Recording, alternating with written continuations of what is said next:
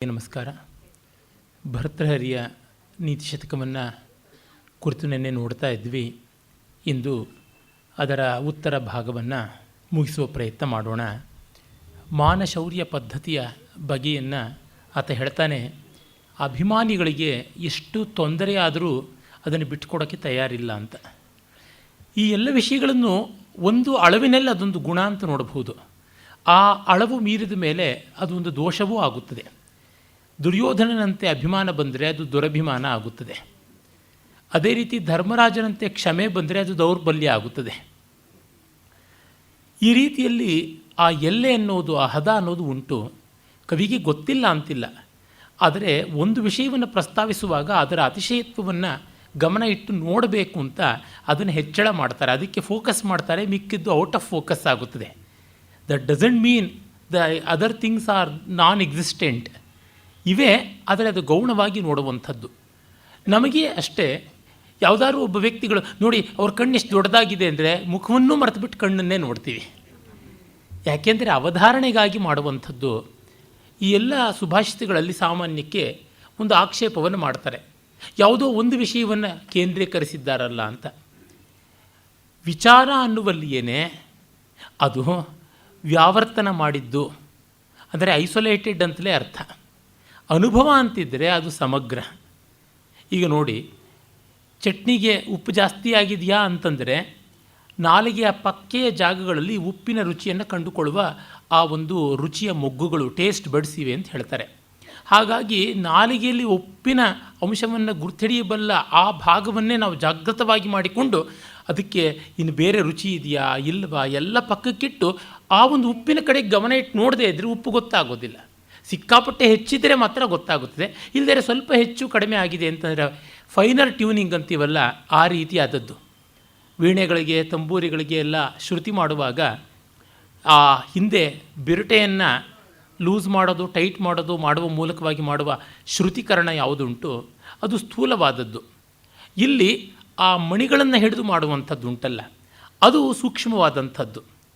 ಮತ್ತು ಹೆಚ್ಚಾಗಿ ಜೀವ ಅಂತ ಕರೀತಾರೆ. ಆ ನೂಲನ್ನು ಹಿಂದೆ ಮುಂದೆ ಮಾಡಿ ಎತ್ತಿ ಹಿಡಿತಾರೆ, ಆವಾಗ ನಾದವು ಚೆನ್ನಾಗಿ ಬರುತ್ತದೆ. ಈ ರೀತಿಯಾಗಿ ಉಂಟು. ಭರ್ತೃಹರಿ ಹೇಳುವಂಥದ್ದು ಆ ಬಗೆಯಲ್ಲಿ. ನಮ್ಮಲ್ಲಿ ಹೇಳ್ತಾರಲ್ಲ, ಹುಲಿ ಹಸಿವಾದರೆ ಹುಲ್ಲು ಮೇಯೋಲ್ಲ ಅಂತ. ಆ ಸರಳವಾದ ಗಾದೆಯನ್ನು ಎಷ್ಟು ಬಲವಾದ ರೀತಿಯಲ್ಲಿ ಹೇಳ್ತಾನೆ. ಕ್ಷುತ್ಕ್ಷಾಮೋಪಿ ಜರ ಕೃಶೋಪಿ ಶಿಥಿಲ ಪ್ರಾಯೋಪಿ ಕಷ್ಟಾಂ ದಶಾಮಾಪನ್ನೋಪಿ ವಿಪನ್ನ ದೀಧಿತಿರಪಿ ಪ್ರಾಣೇಶು ಮುಂಚತ್ಸ್ವಪಿ ಮತ್ತೇಭೇಂದ್ರ ವಿಭಿನ್ನ ಕುಂಭಪಿಶಿತ ಗ್ರಾಸೈಕ ಬದ್ಧಸ್ಪೃಹ ಕಿಂ ಜೀರ್ಣಂ ತೃಣಮತ್ತಿ ಮಾನಮಹತಾಂ ಅಗ್ರೇಸರ ಕೇಸರಿ ಅಂತ 6 ಕಡೆ ಅಪಿ ಅಪಿ ಅಪಿ ಹೇಳಿದ್ದಾರೆ. ಕ್ಷುತ್ಕ್ಷಾಮೋಪಿ ಜರ ಕೃಶೋಪಿ ಶಿಥಿಲ ಪ್ರಾಯೋಪಿ ಕಷ್ಟಾಂ ದಶಾಂ ಆಪನ್ನೋಪಿ ವಿಪನ್ನ ದೀಧಿತಿರಪಿ ಪ್ರಾಣೇಶು ಮುಂಚತ್ಸ್ವಪಿ. 6 ಅಪಿಗಳು ಹಾಕಿ ಸಿಂಹದ ಶಿಥಿಲವಾದ ರೀತಿ. ಹಸ್ತು ನೊಂದಿದೆ, ಮುಪ್ಪಿಂದ ಬಳಲಿದೆ, ದೇಹ ಜರ್ಜರಿತವಾಗಿದೆ, ಬುದ್ಧಿ ಮಂಕಾಗಿದೆ, ಆಯುಷ್ಯ ಹಾರಿ ಹೋಗ್ತಾ ಇದೆ. ಹೀಗಿದ್ದರೂ ಮೊದಲು ಹೇಗಿತ್ತದು? ಮದಿಸಿದ ಆನೆಯ ಕುಂಭಸ್ಥಳವನ್ನು ಭೇದಿಸಿ ಅದರ ಮಾಂಸವನ್ನು ತಿನ್ನೋದ್ರೊಳಗೆ ಮಾತ್ರ ರುಚಿ ಇದ್ದಂತಹ ಆ ಸಿಂಹ ಈಗ ಏನು? ಕಿಂ ಜೀರ್ಣಂ ತೃಣಮತ್ತಿ, ಒಣಗಿರೋ ಹುಲ್ಲು ತಿನ್ನುತ್ತಿದೆಯಾ? ಮಾನಮಹತಾಮಗ್ರೇಸರ ಕೇಸರಿ. ಆ ಏಕಾರವೇ ಅಷ್ಟು ಓಜಸ್ವಿಯಾಗಿದೆ. ಬಾಯಿಲ್ಲಿ ಅಂತ ಕರಿತೀವಿ ಹೊರತು ಈ ಬಾಯಿಲ್ಲಿ ಓ ಬಾಯಿಲ್ಲಿ ಅಂತ ಕರೆಯೋದಿಲ್ಲ. ಅನ್ನುವಂಥದ್ದು ಅಷ್ಟು ಅಸರ್ಷನ್ನು. ಅಗ್ರೇಸರ ಕೇಸರಿ ಅಂತ ಅನ್ನುವ ಮೂಲಕ ಒಂದು ಶಬ್ದಶೈಲಿ ಎಷ್ಟು ಚೆನ್ನಾಗಿ ತಂದುಕೊಡ್ತಾನೆ. ಮೊದಲ 2 ಸಾಲಿನ ಸಿಂಹದ ಶಿಥಿಲ ಸ್ಥಿತಿ, 3ನೇ ಸಾಲಿನ 19 ಅಕ್ಷರಗಳ ಇಡೀ ಸಾಲಿಗೆ ಒಂದೇ ಸಮಾಸ. ಮತ್ತೇಭೇಂದ್ರ ವಿಭಿನ್ನ ಕುಂಭಪಿಶಿತ ಗ್ರಾಸೈಕ ಬದ್ಧಸ್ಪೃಹ. ಅಲ್ಲಿ ನೋಡಿ, ತುಟಿ ಸೇರಿ ಬಾಯಿ ತುಂಬ ಉಚ್ಚಾರ ಮಾಡಬೇಕಾದಂಥ ಓಷ್ಠ್ಯ ವರ್ಣಗಳು ಅಂತೀವಲ್ಲ, ಪಾಪ ಬಾಭಾ ಮ ಉ ಎ ಇತ್ಯಾದಿಗಳು. ಮ ತೇ ಭೇಂದ್ರ ವಿಭಿನ್ನ ಕುಂಭ ಪಿಶಿತ ಗ್ರಾಸೈಕ ಬದ್ಧಸ್ಪೃಹ.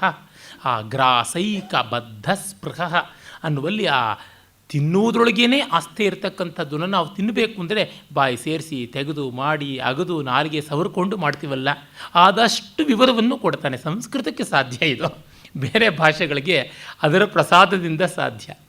ಈ ಮಟ್ಟಕ್ಕೆ ಆ ಒಂದು ಆನಂದವನ್ನು, ಭೋಜನಾನಂದ ಅದರದ್ದು ಯಾವ ಉತ್ತುಂಗವಾದ ರೀತಿಯಲ್ಲಿತ್ತು ಅನ್ನೋದನ್ನು ತೋರಿಸ್ತಾರೆ. ಕಿಂ ಜೀರ್ಣಂ ತೃಣಂ ಅತ್ತಿ. ಆ ಹುಲ್ಲು ಅನ್ನೋದಕ್ಕೆ 2 ಪದಗಳು. ಕಿಂ ಜೀರ್ಣಂ, ತೃಣಂ ಅತ್ತಿ ಎರಡೆರಡು ಅಕ್ಷರಗಳಲ್ಲಿ ಅದೆಂಥದ್ದು ಮಾನಮಹತ ಮಗ್ರೇಸರ ಕೇಸರಿ.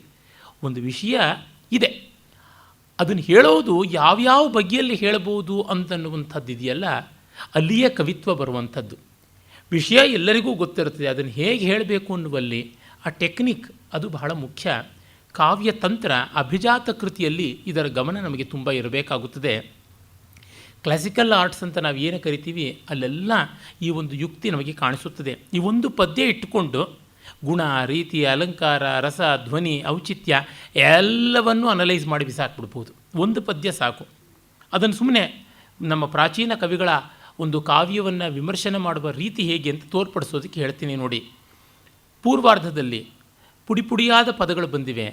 ಅದನ್ನು ನಾವು ಸುಕುಮಾರವಾದಂತಹ ಮನೋಹರವಾದ ವೈದರ್ಭ ಶೈಲಿ ಅಂತೀವಿ. ಕ್ಷುತ್ಕ್ಷಾಮೋಪಿ ಜರಾಕೃಶೋಪಿ ಶಿಥಿಲಪ್ರಾಯೋಪಿ, ಸಮಾಸವೇ ಇಲ್ಲದೆ ಇರತಕ್ಕಂಥದ್ದು, ಅಸಮಾಸಪ್ರಾಯವಾದದ್ದು ವೈದರ್ಭ ಶೈಲಿ ಅಂತ. ಇನ್ನು ಮೂರನೇ ಸಾಲಿನಲ್ಲಿ ಮತ್ತೆ ಭೇಂದ್ರ ವಿಭಿನ್ನ ಕುಂಭಪಿಶಿತ ಗ್ರಾಸೈಕ ಬದ್ಧಸ್ಪೃಹ ಅನ್ನೋದು ಗೌಡಿ ಶೈಲಿ, ಒಂದೇ ಒಂದು ಸಮಾಸ ಅಖಂಡವಾಗಿ. ಇನ್ನು ನಾಲ್ಕನೇ ಸಾಲಿನಲ್ಲಿ ಎರಡರದ್ದು ಬೆರಕೆ, ಅದನ್ನು ಪಾಂಚಾಲಿ ಶೈಲಿ ಅಥವಾ ಮಧ್ಯಮ ಶೈಲಿ ಅಂತ ಕರಿತೀವಿ. ಮಾನಮಹತ ಮಗ್ರೇಸರ ಕೇಸರಿ ಅಂತನ್ನುವಲ್ಲಿ ಆ ಧ್ವನಿಗಳ ಕೂಡ ಸಾಮ್ಯ ವರ್ಣ ಅನುಪ್ರಾಸ ಬಂದು ಇರುವಂಥದ್ದು. ಇದನ್ನೇ ಕುಂತಕ ಮಧ್ಯಮ ಮಾರ್ಗ ಅಂತಲೇ, ಇನ್ನು ಮಿಕ್ಕಿದ್ದೆರಡನ್ನು ಸುಕುಮಾರ ಹಾಗೂ ವಿಚಿತ್ರ ಮಾರ್ಗ ಅಂತ ಕರೆದ. ಇನ್ನು ಅಲಂಕಾರದ ಪದ್ಧತಿಯಲ್ಲಿ ನೋಡಿದರೆ ಇದಿಷ್ಟು ಅನ್ಯೋಕ್ತಿ ಅನ್ನುವಂಥ ಒಂದು ಪ್ರಕಾರಕ್ಕೆ ಸೇರುವ ಅಪ್ರಸ್ತುತ ಪ್ರಶಂಸಾ ಅಲಂಕಾರ. ಹೇಳುವುದು ಒಂದು, ಉದ್ದೇಶಪಟ್ಟಿದ್ದು ಒಂದು ಅಂತ. ಆ ಉದ್ದೇಶಪಟ್ಟಿದ್ದು ಯಾವುದು? ಮಾನಿಷ್ಠರು ಎಷ್ಟು ತೊಂದರೆಗೆ ತುತ್ತಾದಾಗಲೂ ಅಡ್ಡದಾರಿ ಹಿಡಿಯೋದಿಲ್ಲ, ಅನ್ಯಾಯ ಅಕ್ರಮಗಳಿಗೆ ಅವರು ಪಕ್ಕಾಗುವುದಿಲ್ಲ ಅನ್ನುವ ಭಾವವನ್ನು ಹೇಳ್ತಾ ಇದ್ದಾನೆ. ಟೆಕ್ನಿಕಲ್ಲಾಗಿ ಅದು ಗುಣೀಭೂತ ವ್ಯಂಗ್ಯ. ಅಂದರೆ ಆ ಸೂಚನೆ ಕೊಡುವುದಕ್ಕಿಂತ ಇಲ್ಲಿ ರೂಪಣ ಮಾಡುವುದೇ ಚೆನ್ನಾಗಿದೆ ಅಂತ. ಆ ಅರ್ಥದಲ್ಲಿ ನಮಗೆ ನೋಡಿದಾಗ ಗೊತ್ತಾಗುತ್ತದೆ ಎಷ್ಟು ಸುಂದರವಾಗಿ ಗುಣೀಭೂತ ವ್ಯಂಗ್ಯ ಮಾಡಿ, ಅಂದರೆ ಧ್ವನಿತವಾಗುವುದನ್ನು ಗೌಣ ಮಾಡಿ ವಾಚ್ಯವಾಗೋದನ್ನು ಚೆನ್ನಾಗಿ ಮಾಡಿರುವುದು ನಿಜವಾದ ಅಲಂಕಾರದ ಲಕ್ಷಣ ಅಂಥದ್ದು. ಇಲ್ಲಿರುವಂಥದ್ದು ಅಪ್ರಸ್ತುತ ಪ್ರಶಂಸಾ ಅಲಂಕಾರ. ಆಮೇಲೆ ಓಜಸ್ಸು, ಪ್ರಸಾದ, ಮಾಧುರ್ಯ ಅನ್ನುವ 3 ಗುಣಗಳು ಕಾಣಿಸುತ್ತವೆ. ಉದಾಹರಣೆಗೆ ದಶಾಮಾಪನ್ನೋಪಿ ವಿಪನ್ನ ದೀಧಿತಿರಪಿ ಪ್ರಾಣೇಶು ಮುಂಚತ್ಸ್ವಪಿ ಅನ್ನುವಲ್ಲಿ ಮಾನಮಹತ ಮಗ್ರೇಸರಹ ಅನ್ನುವಲ್ಲಿ ಜೀರ್ಣಂ ತೃಣಮತ್ತಿ ಅನ್ನುವಲ್ಲಿ ಮಧುರವಾದಂಥ ಒಂದು ಪದ್ಧತಿ ಉಂಟು, ಪ್ರಸಾದವಾದ ಪದ್ಧತಿ ಉಂಟು. ಇನ್ನು ಮಾನಮಹತ ಮಗ್ರೇಸರ ಕೇಸರಿ ಮತ್ತು ಭೇಂದ್ರ ವಿಭಿನ್ನ ಕುಂಭಪಿಶಿತ ಇಲ್ಲೆಲ್ಲ ಓಜೋ ಗುಣ ಅನ್ನುವಂಥದ್ದು ಉಂಟು. ಇದಿಷ್ಟು ಎಲ್ಲ ಬಂದು ಗುಣ, ರೀತಿ, ಅಲಂಕಾರ, ವಕ್ರೋಕ್ತಿ ಎಲ್ಲ ಆಯಿತು.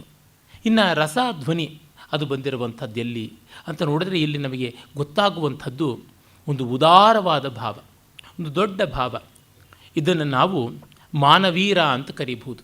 ವೀರರಸದ ಅನೇಕ ಪ್ರಭೇದಗಳು, ದಾನವೀರ, ದಯಾವೀರ, ಧರ್ಮವೀರ ಮತ್ತು ಪಾಂಡಿತ್ಯವೀರ ಅಂತೆಲ್ಲ ಹೇಳ್ತಾರೆ. ಅಭಿಮಾನದ ಪರಾಕ್ರಮ ಯಾವುದುಂಟು ಅದನ್ನು, ಈ ಮಾನವೀರ ರಸ ಉತ್ಸಾಹ ಸ್ಥಾಯಿಯಾಗಿರುವಂಥ ಭಾವ ಯಾವುದುಂಟು ಅಂಥ ಒಂದು ರಸಕ್ಕೆ ತಮ್ಮನ್ನು ಮುಟ್ಟಿಸ್ತಕ್ಕಂಥದ್ದು. ಇದು ಅಲಂಕಾರದ ಮೂಲಕ, ರೀತಿಯ ಮೂಲಕ, ಗುಣದ ಮೂಲಕವಾಗಿ ಕ್ರಮಕ್ರಮವಾಗಿ ಒಂದೊಂದನ್ನು ಯೋಚನೆ ಮಾಡ್ತಾಯಿದ್ರೆ ನೋಡಿ. ಪುಡಿಯಾದ ಮಾತುಗಳಲ್ಲಿ ಆ ಸಿಂಹದ ದುಸ್ಥಿತಿಯನ್ನು ಹೇಳಿದ್ದಾನೆ, ಅಖಂಡವಾದ ಮಾತಿನಲ್ಲಿ ಅದರ ಮೊದಲಿನ ಸುಸ್ಥಿತಿ ಹೇಳಿದ್ದಾನೆ, ಮತ್ತು ಏಕಾರವನ್ನು ಬಳಸುವ ಮೂಲಕವಾಗಿ ಅದರ ಕೆಚ್ಚು ಏನು ಅಂತ ಹೇಳಿದ್ದಾನೆ ಅಂತೆಲ್ಲ ನಾವು ಆಲೋಚನೆ ಮಾಡ್ತಾ ಹೋಗ್ತಿದ್ದಂತೆ ಅನುರಣನ ಕ್ರಮದ ಸಂಲಕ್ಷ ಕ್ರಮ ವ್ಯಂಗ್ಯ ಅಂತ ಕರಿತೀವಿ. ಆ ಧ್ವನಿಯೂ ಬಂತು.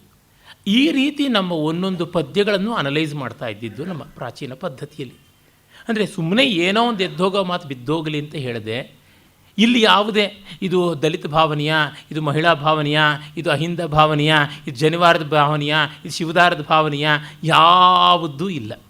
ಇಲ್ಲಿ ಇರುವಂಥದ್ದೆಲ್ಲ ಅಪ್ಪಟ ಮಾನವನ ಜೀವನಕ್ಕೆ ಸಂಬಂಧಪಟ್ಟಿದ್ದು. ಇದು ಯುರೋಪಿಯನ್ಗೆ ಇಷ್ಟವಾಗುತ್ತಾ, ಇದು ಕಲೋನಿಯಲ್ ಥಾಟ್ಸಿಂದ ಬಂದಿರತಕ್ಕಂಥದ್ದ, ಇದು ಬೂರ್ಜ್ವಾನೆ, ಇದು ಇಂಪ್ರೆಷನಿಸಮ್ಮೆ, ಮತ್ತೊಂದೇ ಮಗದೊಂದೇ ಯಾವುದೂ ಇಲ್ಲ. ಇಲ್ಲಿ ಅಪ್ಪಟ ವಾಗರ್ಥನಿಷ್ಠವಾದ, ಶಬ್ದಾರ್ಥನಿಷ್ಠವಾದ ವಿಮರ್ಶೆ ಮಾಡುವಂಥದ್ದು. ಇಷ್ಟು ಅವನು ಕವಿ ಸರಕನ್ನು, ಸಾಮಗ್ರಿನ ತಂದು ಕೊಡದೇ ಇದ್ದರೆ ನಮಗೇನು ಉಳಿಯೋದಿಲ್ಲ. ಕವಿಯಲ್ಲೇ ಅದು ಏನೂ ಇರೋಲ್ವಾದ್ದರಿಂದ ವಿಮರ್ಶಕರು ಎಲ್ಲಿಂದಲೋ ಬಂದು ತಮ್ಮ ಬುದ್ಧಿಗೇಡಿನ ವಿಷಯಗಳನ್ನೆಲ್ಲ ಹಾಕಿ ರಾಡಿ ಇನ್ನಷ್ಟು ಎಬ್ಬಿಸಿ ಮತ್ತೆ ಅದಕ್ಕೊಂದು ವಿಮರ್ಶಾಭಾಸವನ್ನು ಮಾಡ್ತಾರೆ. ಈ ರೀತಿಯಲ್ಲಿ ನಾವು ನೋಡಬೇಕು. ಭರ್ತೃಹರಿ ಅಂಥ ವಿಷಯವನ್ನು ಕೊಡ್ತಾನೆ. ಮತ್ತು ಅದೇ ಮಾನಶೌರ್ಯ ಪದ್ಧತಿಯಲ್ಲಿ ಇನ್ನೊಂದು ಪದ್ಯ ಹೇಳ್ತಾನೆ. ಕುಸುಮಸ್ತಬಕಸ್ಯೇವ ದ್ವಯಿ ವೃತ್ತಿರ್ ಮನಸ್ವಿನಾಂ ಮೂರ್ಧಿವಾ ಸರ್ವಲೋಕಸ್ಯ ವಿಶೀರ್ಯೇಥ ವನೇಥವ ಅಂತ. ಅಥವಾ ಶೀರ್ಯತೇವ ವನತೆ ಶೀರ್ಯತ ಏವ ವನೇತವ ಅಂತನ್ನುವಂಥದ್ದು. ಶೀರ್ಯತೆ ವನ ಏವವ. ಹೂವಿನ ಗೊಂಚಲಿದ್ದಂತೆ ಮಾನವಂತರಿಗೆ ಎರಡೇ ದಾರಿ, ಇಲ್ಲ ದೇವರ ತಲೆ ಮೇಲೆ ಕೂತ್ಕೊಳ್ಳೋದು, ಇಲ್ಲ ಕಾಡಲ್ಲೇ ಬಿದ್ದು ಕಸವಾಗಿ ಹೋಗುವಂಥದ್ದು. ವನಸುಮ ಡಿ ವಿ ಜಿಯವರ ಪ್ರಾರ್ಥನೆ. ಅಂದರೆ ದೊಡ್ಡವರ ರೀತಿ ಆ ಎರಡಕ್ಕಿಂತ ಭಿನ್ನವಾಗಿರುವುದಿಲ್ಲ ಅಂತ. ಎಲ್ಲೋ ಮತ್ತೊಂದು ಕಡೆ ಹೇಗೋ ಏನೋ ಸಲ್ಲಬೇಕು ಅಂತ ಅಲ್ಲ, ಆಗಬೇಕು, ಆದರೆ ಚೆನ್ನಾಗಿ ಆಗಬೇಕು. ಇಲ್ಲ ಬೇಡ, ಏನೇನೋ ಚಿಲ್ಲರೆಯಾಗಿರ್ತಕ್ಕಂಥದ್ದು ಮಾಡಿಕೊಂಡು ಏನು. ರಾಳ್ಳಪಲ್ಲಿ ಅನಂತಕೃಷ್ಣ ಶರ್ಮರು ಹೇಳ್ತಾ ಇದ್ದಂತೆ, ಕಾಡಾಗಬೇಕು, ಮುನ್ಸಿಪಾಲ್ಟಿ ಪಾರ್ಕ್ ಆಗಬಾರ್ದು ಅಂತ. ಮನುಷ್ಯನ ಬದುಕಿನಲ್ಲಿ ಆ ಉದಾತ್ತತೆ, ಉನ್ನತಿ ಅನ್ನುವುದಕ್ಕೆ ತುಂಬ ದೊಡ್ಡ ಬೆಲೆ ಉಂಟು ಅಂತ ಹೇಳ್ತಾರೆ. ಆಮೇಲೆ ದೊಡ್ಡವರ ಹಠ ಕೆಚ್ಚು ಯಾವ ರೀತಿ ಇರ್ತದೆ ಅಂತನ್ನೋದನ್ನು ಹೇಳ್ತಲೇ, ದೊಡ್ಡವರು ಅಲ್ಲದೇ ಇದ್ದರೂ ದುಷ್ಟರಿಗೂ ಕೆಲವೊಮ್ಮೆ ಅಂಥ ಕೆಚ್ಚಿರುತ್ತೆ, ಅದನ್ನು ಗೌರವಿಸಬೇಕು, ಅದನ್ನು ಗಮನಿಸಬೇಕು, ಅವರಿಂದ ಕಲಿಯುವಂಥದ್ದೇನು ನೋಡಬೇಕು ಅಂತ ರಾಹುಕೇತುಗಳನ್ನು ದೃಷ್ಟಾಂತವಾಗಿ ಇಟ್ಕೊಳ್ತಾನೆ. ಸಂತ್ಯನ್ಯೇಪಿ ಬೃಹಸ್ಪತಿ ಪ್ರಭೃತಯ ಸಂಭಾವಿತಾ ಪಂಚಶಃ ತಾನ್ ಪ್ರತ್ಯೇಷ ವಿಶೇಷ ವಿಕ್ರಮ ರುಚಿ ರಾಹುರ್ ನ ವೈರಾಯತೆ ದ್ವಾವೇವ ಗ್ರಸತೆ ದಿನೇಶ್ವರ ನಿಶಾ ಪ್ರಾಣೇಶ್ವರೌ ಭಾಸುರೌ ಭ್ರಾತಃ ಪರ್ವಣಿ ಪಶ್ಯ ದಾನವಪತಿ ಶೀರ್ಷಾವಶೇಷಾಕೃತಿ. ರಾಹು ಅವನಿಗೆ ಮೈಯೇ ಇಲ್ಲ, ತಿಂದಿದ ತಕ್ಷಣ ಗಂಟ್ಲಿಂದ ದಬಕ್ಕಂತ ಕೆಳಗೆ ಉದುರುತ್ತೆ. ಇನ್ನೇನು ತಿನ್ನುವ ಮೋಜು, ನನಗೆ ಯಾಕೆ ಬೇಕು ಅಂತಿಲ್ಲ, ತಿಂದೇ ತಿಂತಾನೆ. ಅದು ತಿನ್ನೋದಕ್ಕೆ ದೊಡ್ಡ ಗ್ರಹ ಗುರು ಇದೆ, ಫಳಫಳ ಹೊಳೆಯುವ ಗ್ರಹ ಶುಕ್ರ ಇದೆ, ಜೋರಾಗಿರ್ತಕ್ಕಂಥ ಗ್ರಹ, ತುಂಬ ದೊಡ್ಡ ಸುಂದರವಾದ ವಲಯದಿಂದ ಕೂಡಿರುವಂಥ ಶನಿಗ್ರಹ ಉಂಟು, ಕೆಂಪಗೆ ಹೊಳೆಯುವಂಥ ಈ ಕುಜ ಅಂಗಾರಕ ಗ್ರಹ ಇದೆ. ಹೀಗಿವೆಲ್ಲ ಇದ್ದರೂ ಕೂಡ ಹಿಡಿದ್ರೆ ಸೂರ್ಯನ ಇಲ್ಲ ಚಂದ್ರನ ಹಿಡಿಯಬೇಕು, ದಿವಸನಾಥ ನಿಶಾನಾಥ ಅವರನ್ನು ಹಿಡಿಯಬೇಕೇ ಹೊರತು ಇನ್ನು ಯಾರ್ಯಾರೋ ಸಣ್ಣ ಪುಟ್ಟ ಚಿಲ್ಲರೆ ಚಮತ್ಕಾರಗಳನ್ನು ಮಾಡುವಂಥದ್ದು ಅಲ್ಲ ಅಂತ ಅವರನ್ನೇ ಹಿಡಿದು ಹೀಗೆ ನುಂಗಿ ಹಾಗೆ ಜಾರಿಸ್ಕೊಳ್ತಾನೆ. ಆದರೂ ಪರವಾಗಿಲ್ಲ, ಅವರನ್ನೇ ಹಿಡಿಯಬೇಕು ಅಂತ ಮಾಡಿದ್ದಾನೆ. ನೋಡಿದ್ರ ಅವನ ಕೆಚ್ಚನ್ನು ಅಂತ. ಅಂದರೆ ಏನೋ ಮಾಡ್ಕೊಂಡು ತಿನ್ನೋಣ, ಹೇಗೋ ಬದುಕೋಣ, ಇದು ಬದುಕಿನ ಉತ್ಸಾಹವನ್ನು ಕೆಡಿಸುವಂಥದ್ದು. ತುಂಬ ಜನಕ್ಕೆ ನಮ್ಮದೆಂಥದ್ದು, ನಾವೇನೋ ಒಂದು ಗೊಡ್ಡು ಸಾರು ಮಾಡಿಕೊಂಡ್ರೆ ಆಯಿತು, ಒಂದು ಅಂಬಲಿ ಬೇಯಿಸ್ಕೊಂಡ್ರೆ ಆಯಿತು ಅಂತ ಅನುಕೂಲವೆಲ್ಲ ಇರ್ತದೆ. ಪಾಂಕ್ತವಾಗಿ ಮಾಡಿಕೊಳ್ಳೋದು ಅಂತಿದೆಯಲ್ಲ, ಅದು ಎಷ್ಟೋ ಜನಕ್ಕೆ ಇರೋದಿಲ್ಲ. ನಮಗಾಗಿ ಅದರ ಸಂತೋಷಕ್ಕಾಗಿ ಮಾಡಿಕೊಳ್ಳಬೇಕು. ಆ ಒಪ್ಪ ಓರಣ ಇತ್ಯಾದಿಗಳು ಅನ್ನುವುದು ಜೀವನದ ಮಾಧುರ್ಯ, ಲೋಕಕ್ಕೂ ಪ್ರೀತಿಕರವಾದಂಥದ್ದು. ಅದನ್ನು ಕೂಡಿದ ಮಟ್ಟಿಗೆ ಪರಿಷ್ಕೃತವಾದ ರೀತಿಯಲ್ಲಿ ಬೆಳೆಸಿಕೊಳ್ಳಬೇಕು. ಒಬ್ಬರಿಗೊಂದು ಸಾಮಾನ್ಯವಾದ ಪರ್ಸ್ನಲ್ ಲೆಟರ್ ಅಂತೀವಲ್ಲ, ಆ ರೀತಿಯಾದದ್ದು ಬರೆಯುವಾಗಲೂ ಒಂದು ಒಪ್ಪ ಓರಣ ಇರಬೇಕು. ಅದಿಲ್ಲದ ಬದುಕಿ ಎಂಥದ್ದು ಅನ್ನುವುದು ಭರ್ತೃಹರಿಯ ತಾತ್ಪರ್ಯ. ಇದು ಒಂದು ಜೀವನದ ಶಿಸ್ತನ್ನೇ ಕಲಿಸುತ್ತದೆ.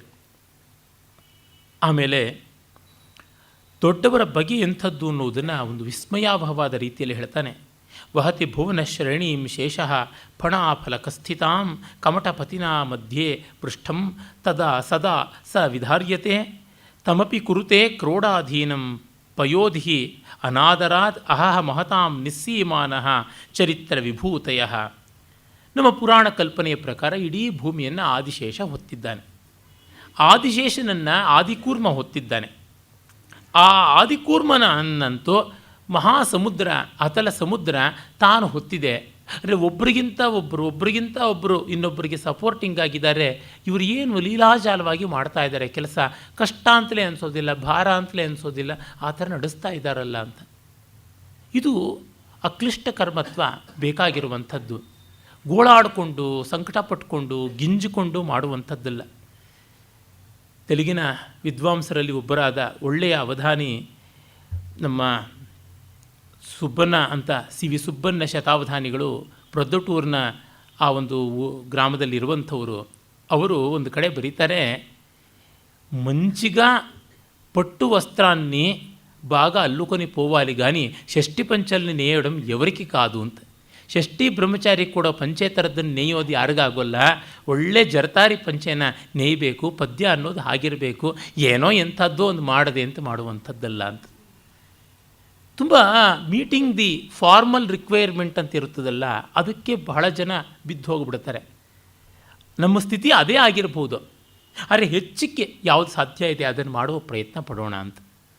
ನಾವು ಅಟೆಂಪ್ಟ್ ಮಾಡೋದೇ 35 ಮಾರ್ಕ್ಸ್ ಅಂತ ಯಾಕೆ, ಅಟೆಂಪ್ಟ್ ಮಾಡೋದು 100ಕ್ಕೆ ಮಾಡೋಣ, ಎಲ್ಲೋ ಅಷ್ಟೋ ಇಷ್ಟೋ ಬರುತ್ತದೆ ಅನ್ನುವ ಒಂದು ಉತ್ಸಾಹವನ್ನು, ವ್ಯಕ್ತಿ ನಿರ್ಮಾಣಶೀಲತೆಯನ್ನು ಕವಿ ಹೇಳ್ತಾ ಇದ್ದಾನೆ.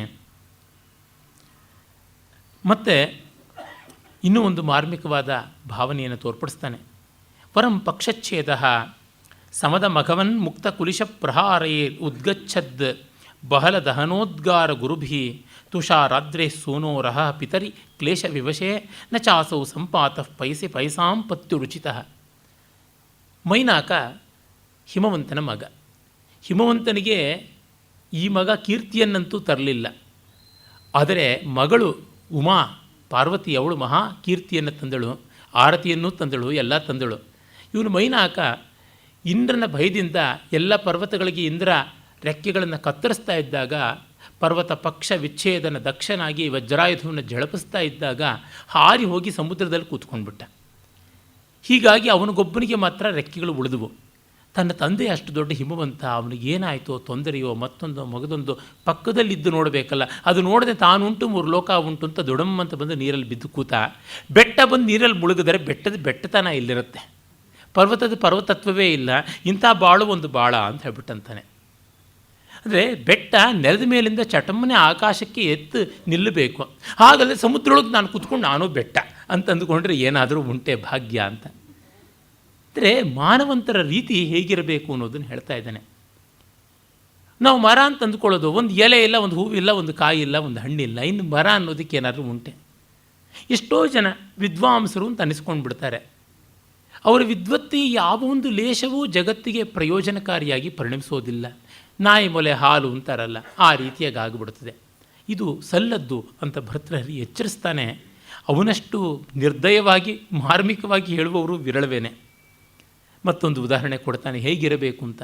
ಸಿಂಹ ಶಿಶುರೂಪಿ ನಿಪತತಿ ಮದಮಲಿನ ಕಪೋಲ ಭಿತ್ತಿಷು ಗಜೇಶು ಪ್ರಕೃತಿರಿಯಂ ಸತ್ವವತಾಂ ನ ಖಲು ವಯಸ್ತೇಜಸ್ಸೋ ಹೇತು.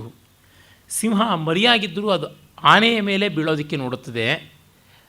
ಯೋಗ್ಯರ ಪ್ರಕೃತಿ ಹಾಗೇನೆ, ಚಿಕ್ಕ ವಯಸ್ಸು ಅಂತಲ್ಲ. ಕುಮಾರವ್ಯಾಸನ ಇವನು ಅಭಿಮನ್ಯು ಹೇಳ್ತಾನಲ್ಲ, ಮಗುತಾನಲೆ ತನ್ನ ಬಾಣಕ್ಕೆ ಮಗುತನ ಬೇರಿಲ್ಲ ನೋಡೆಂದಗಲದಲ್ಲಿ ಕೂರಂಬ ಸುರಿದನು ಪಾರ್ಥನಂದನನು ಅಂತ.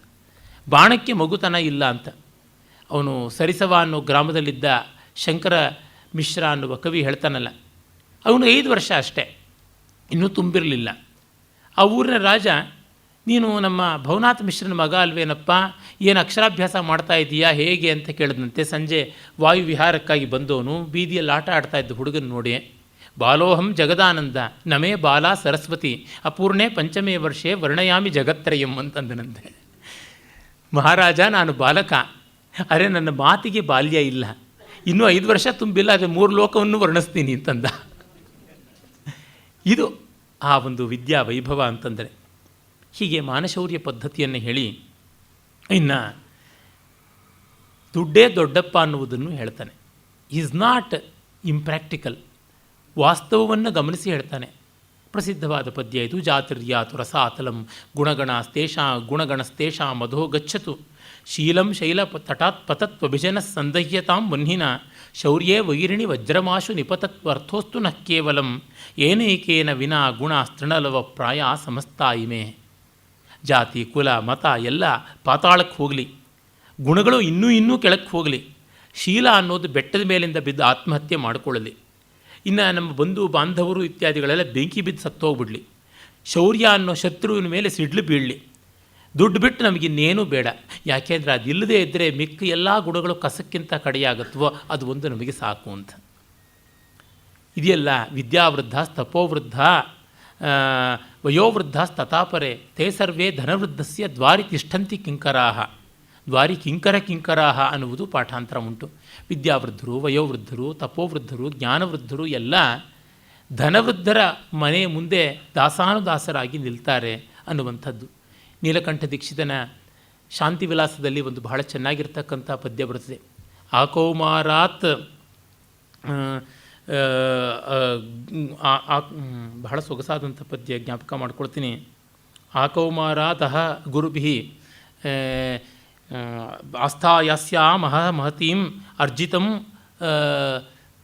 ಸತ್ಫಲಂ ಯತ್ ನಿದ್ರಾಹೇತೋರ್ ನಿಶಿ ಕಥಾ ಶೃಣ್ವತಃ ಪಾರ್ಥಿವಾನಾಂ ಕಾಲಕ್ಷೈಪೋಪೈಕಮಿದಮಪ್ಯಃ ಕಥಂ ಪರ್ಯಣಂಸೀತಂತ. ಅಂದರೆ ಆಕೌಮಾರಾತ್ ಚಿಕ್ಕ ವಯಸ್ಸಿನಿಂದ ಕೂಡ ಯಾವುದು ಗುರುಚರಣ ಶುಶ್ರೂಷೆಯ ಬ್ರಹ್ಮವಿದ್ಯಾ ಸ್ವಾಸ್ಥಾಯಾಸ್ತಾಂ, ಗುರುಚರಣ ಸೇವೆಯಿಂದಾಗಿ ಬ್ರಹ್ಮವಿದ್ಯೆಯಲ್ಲಿ ಅಂದರೆ ವೇದಾಂತದಲ್ಲಿ ಯಾವ ಆಸ್ತಿಯನ್ನು ಪಡ್ಕೊಂಡು ಮಹತೀಂ ಅರ್ಜಿತಂ ಕೌಶಲಂ ಯತ್, ತುಂಬ ಕೌಶಲವನ್ನು ಪಡ್ಕೊಂಡ್ವಲ್ಲ, ಅದೆಲ್ಲ ಈಗ ನಮಗೆ ರಾತ್ರಿ ನಿದ್ರೆ ಬರೋಲ್ಲ, ಏನಾದರೂ ಸ್ವಲ್ಪ ಹೊತ್ತೋಗೋದಕ್ಕೆ ಹಾಳು ಕತೆ ಕಂತೆ ಪುರಾಣ ಹೇಳ್ರಿ ಅಂತ ಕೇಳುವಂಥ ಮಹಾರಾಜರುಗಳಿಗೆ ಕಾಲಕ್ಷೇಪಕ್ಕೆ ಪ್ರಯೋಜನ ಬರ್ತಾ ಇದೆ ಅಂತ ನಿದ್ರಾ ಹೇತೋ ನಿಶಿ ಕಥಾ ಶೃಣ್ವತಃ ಪಾರ್ಥಿವಾನಾಂ ಕಾಲಕ್ಷೇಪೋಪೈಕಂ ಇದಮಪಿ ಕಥಂ ಪರ್ಯಣಂಸೀತ್ ಅಂತ. ನಿಜವಾದ ಮಾರ್ಮಿಕ ವಿಡಂಬನೆ ಇದು. ಏನು ಮಾಡೋದು, ದುಡ್ಡಿದೆ ಅವರಿಗೆ, ಅದಕ್ಕೋಸ್ಕರವಾಗಿ ಇವರು ಅದನ್ನು ಮಾಡಲೇಬೇಕು, ಬೇರೆ ದಾರಿ ಇಲ್ಲ ಅನ್ನುವಂಥದ್ದು. ಅದನ್ನೂ ಕೂಡ ಭರ್ತೃಹರಿ ಬಲ್ಲ, ದುಡ್ಡು ಏನನ್ನು ಮಾಡಿಸುತ್ತದೆ ಅಂತ. ಆ ಕಾರಣದಿಂದಲೇ ಯಾರು ಏನೂ ಮಾಡಿಕೊಳ್ಳಬಹುದಾದಂಥದ್ದು. ನನಗೆ ಒಂದು ಬಾರಿ ಯಾವುದೋ ಒಂದು ರೆಕಾರ್ಡಿಂಗ್ ಸ್ಟುಡಿಯೋಗೆ ಹೋಗಿದ್ದಾಗ ಅಲ್ಲಿ ಬೆಂಗಳೂರಿನ ಒಬ್ಬ ಶ್ರೀಮಂತರ ಮಗ ಆತ ರೆಕಾರ್ಡಿಂಗಿಗೆ ಬಂದಿದ್ದರು. ಏನಿದು ಅಂತಂದರೆ ಅವರಿಗೆ ಹಾಡೋದಕ್ಕೆ ಎಷ್ಟು ಬಂತೆ, ಅದಕ್ಕೋಸ್ಕರವಾಗಿ ಸ್ಟುಡಿಯೋನ ಬುಕ್ ಮಾಡಿಕೊಂಡು ಪಕ್ಕವಾದ್ಯದವ್ರನ್ನೆಲ್ಲರನ್ನೂ ಕರೆಸಿ, ನಾನು ಹೇಳ್ದಂಗೆ ನೀವು ಹೋಗಬೇಕು, ನಾನು ಏನು ಅಪಸ್ವರ ಮಾಡಿದ್ರು ಅದನ್ನು ಸುಸ್ವರ ಮಾಡಬೇಕು ಅಂತ ಹಾಗೆ ಮಾಡಿಕೊಂಡು ಸುಮ್ಮನೆ ತಮ್ಮ ಹಾಡನ್ನು ತಾವು ಕೇಳೋದಕ್ಕೆ, ತನ್ನ ಕಾವ್ಯಕ್ಕೆ ತಾವು ಮಹಾಕವಿ ಮಣಿಯುವಂತೆ ಅಂತ ವಿಪರೀತ ಅರ್ಥದಲ್ಲಿ ಅದಕ್ಕೋಸ್ಕರ ಒಂದು ವಾರ ಬುಕ್ ಮಾಡಿಕೊಂಡಿದ್ದಾರೆ ಸ್ಟುಡಿಯೋನ ಅಂತ ಆಗಿದೆ. ಅದಕ್ಕೋಸ್ಕರವಾಗಿದೆ. ಅವರಿಗೆ ಅನುಕೂಲವಾಗಿ ಪಾಪ ಚೆನ್ನಾಗಿ ದುಡ್ಡು ಕೊಡ್ತಾರೆ ಅಂತ ಕಲಾವಿದರು ನುಡಿಸ್ತಾರೆ. ಅವರು ಅಪಸ್ವರವೋ ಅವಲಯವೋ ಯಾವುದಾದರೆ ಏನು ಅದನ್ನು ನುಡಿಸ್ಬೇಕು, ಅದನ್ನು ಉತ್ಕರ್ಷ ಮಾಡಬೇಕು ಅಂತನ್ನುವಂಥದ್ದು ಬಂದೇ ಬರುತ್ತದೆ. ಇದನ್ನು ಭರ್ತೃಹರಿ ಗಮನಿಸಿ ಹೇಳ್ತಾನೆ, ತಾನೀಂದ್ರಿಯಾಣಿ ಸಕಲಾನಿ ತದೇವ ಕರ್ಮ ಸಾ ಬುದ್ಧಿರಪ್ರತಿಹತ ವಚನಂ ತದೇವ ಅರ್ಥೋಷ್ಮಣ ವಿರಹಿತ ಪುರುಷ ಸ ಏವ ತ್ವನ್ಯಃ ಕ್ಷಣೇನ ಭವತಿ ಇತಿ ವಿಚಿತ್ರಮೇತತ್. ಅದೇ ಕೈಕಾಲು, ಅದೇ ಮೂಗು ಕಣ್ಣು, ಅದೇ ದೇಹ, ಅದೇ ಕೆಲಸ, ಅದೇ ಬುದ್ಧಿ, ಅದೇ ಮಾತು, ಎಲ್ಲ ಅದೇ. ಆದರೆ ದುಡ್ಡು ಅನ್ನೋದು ಹೋದ ತಕ್ಷಣ ಇವೆಲ್ಲಕ್ಕೂ ಬೇರೆಯೇ ಬೆಲೆ ಆಗಿಬಿಡುತ್ತೆ. ದುಡ್ಡಿದ್ದವರು ಬಡಕಲಾಗಿದ್ದರೆ ಅಬ್ಬಾ ಏನು ಸಿಂಪಲ್ಲು ಅಂತ ಅನ್ನೋದು. ತುಂಬ ಜರ್ಬಾಗಿ ಮಾಡ್ಕೊಂಡು ಬಂದರೆ ನೋಡಿ ಅವ್ರಿಗಿದೆ ಎಷ್ಟು ಚೆನ್ನಾಗಿ ಅದನ್ನು ಪ್ರೆಸೆಂಟ್ ಮಾಡ್ತಾರೆ, ದೇನೋ ದ ಡಿಗ್ರಿ ಆ್ಯಂಡ್ ಡೆಕೋರಮ್ ಅಂತೆಲ್ಲ ಹೇಳಿಬಿಟ್ಟು ಅಂತಾರೆ. ಅವರು ಮಾತನಾಡೋದಕ್ಕೆ ಬರದೇ ಇದ್ದರೆ ಎಷ್ಟು ಸರಳ ಪಾಪ, ಏನು ಸಿಂಪಲ್ ಆಗಿರುವಂಥವ್ರು 4 ಮಾತಲ್ಲಿ ಮುಗಿಸ್ಬಿಟ್ರು ಅಂತ ಅನ್ನೋದು, ಪೋಂಚಾವಣೆ ಮಾಡ್ತಾಯಿದ್ರೆ ಎಂಥ ದೊಡ್ಡ ವಾಗ್ಮಿ ಅಂತ ಅನ್ನುವುದು. ಹೀಗೆ ಸಕಲ ದೋಷಗಳಿಗೂ ಕೂಡ ಗುಣತ್ವವನ್ನು ತಂದುಕೊಡುವುದು ಎಲ್ಲ ಆಗುತ್ತದೆ.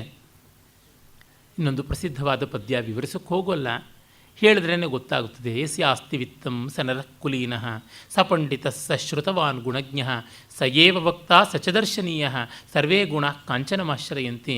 ಕೊನೆಯ ಸಾಲು ನಾಣ್ಣುಡಿ ಆಗಿದೆ, ಸರ್ವೇ ಗುಣ ಕಾಂಚನಮಾಶ್ರಯಂತಿ ಅಂತ. ಆದರೆ ಇಷ್ಟು ಹೇಳಿ ಭರ್ತೃಹರಿ ದುಡ್ಡಿನ ಗತಿಯನ್ನು ಹೇಳದೆ ಬಿಡುವುದಿಲ್ಲ. ದಾನಂ ಭೋಗೋ ನಾಶಃ ತಿಸ್ರೋ ಗತಯೋ ಭವಂತಿ ವಿತ್ತಸ್ಯ ಯೋ ನದತಾತಿ ನ ಭುಂಕ್ತೆ ತಸ್ಯ ತೃತೀಯ ಗತಿರ್ಭವತಿ. ದಾನ ಅಂದರೆ ಇನ್ನೊಬ್ಬರಿಗೆ ಕೊಡುವಂಥದ್ದು, ಭೋಗ ತಾನು ಅನುಭವಿಸುವಂಥದ್ದು, ಅಥವಾ ಎರಡೂ ಮಾಡದೆ ಅದು ನಾಯಿ ನರಿಗಳ ಪಾಲಾಗುವಂಥದ್ದು, ಪುಂಡು ಪೋಖರಿಗಳಿಗೆ ಸೇರುವಂಥದ್ದು. ಹೀಗೆ ಹಣಕ್ಕೆ 3 ದಾರಿ. ಅದನ್ನು 3 ಬಟ್ಟೆ ಮಾಡಬೇಡಿ. ಯಾರು ತಾನೂ ಕೂಡ ಅನುಭವಿಸೋಲ್ಲ ಅಂತ ಮಾಡ್ತಾನೋ ಅವನಿಗೆ ಆಗುವುದು 3ನೇದೇ ದಾರಿ ಅಂತಂತಾನೆ. ಎಲ್ಲ ಕಾಲದಲ್ಲಿ ನಾವು ಇದಕ್ಕಿಂತ ಭಿನ್ನವಾದ 4ನೇ ದಾರಿಯನ್ನು ಕಂಡೇ ಇಲ್ಲ.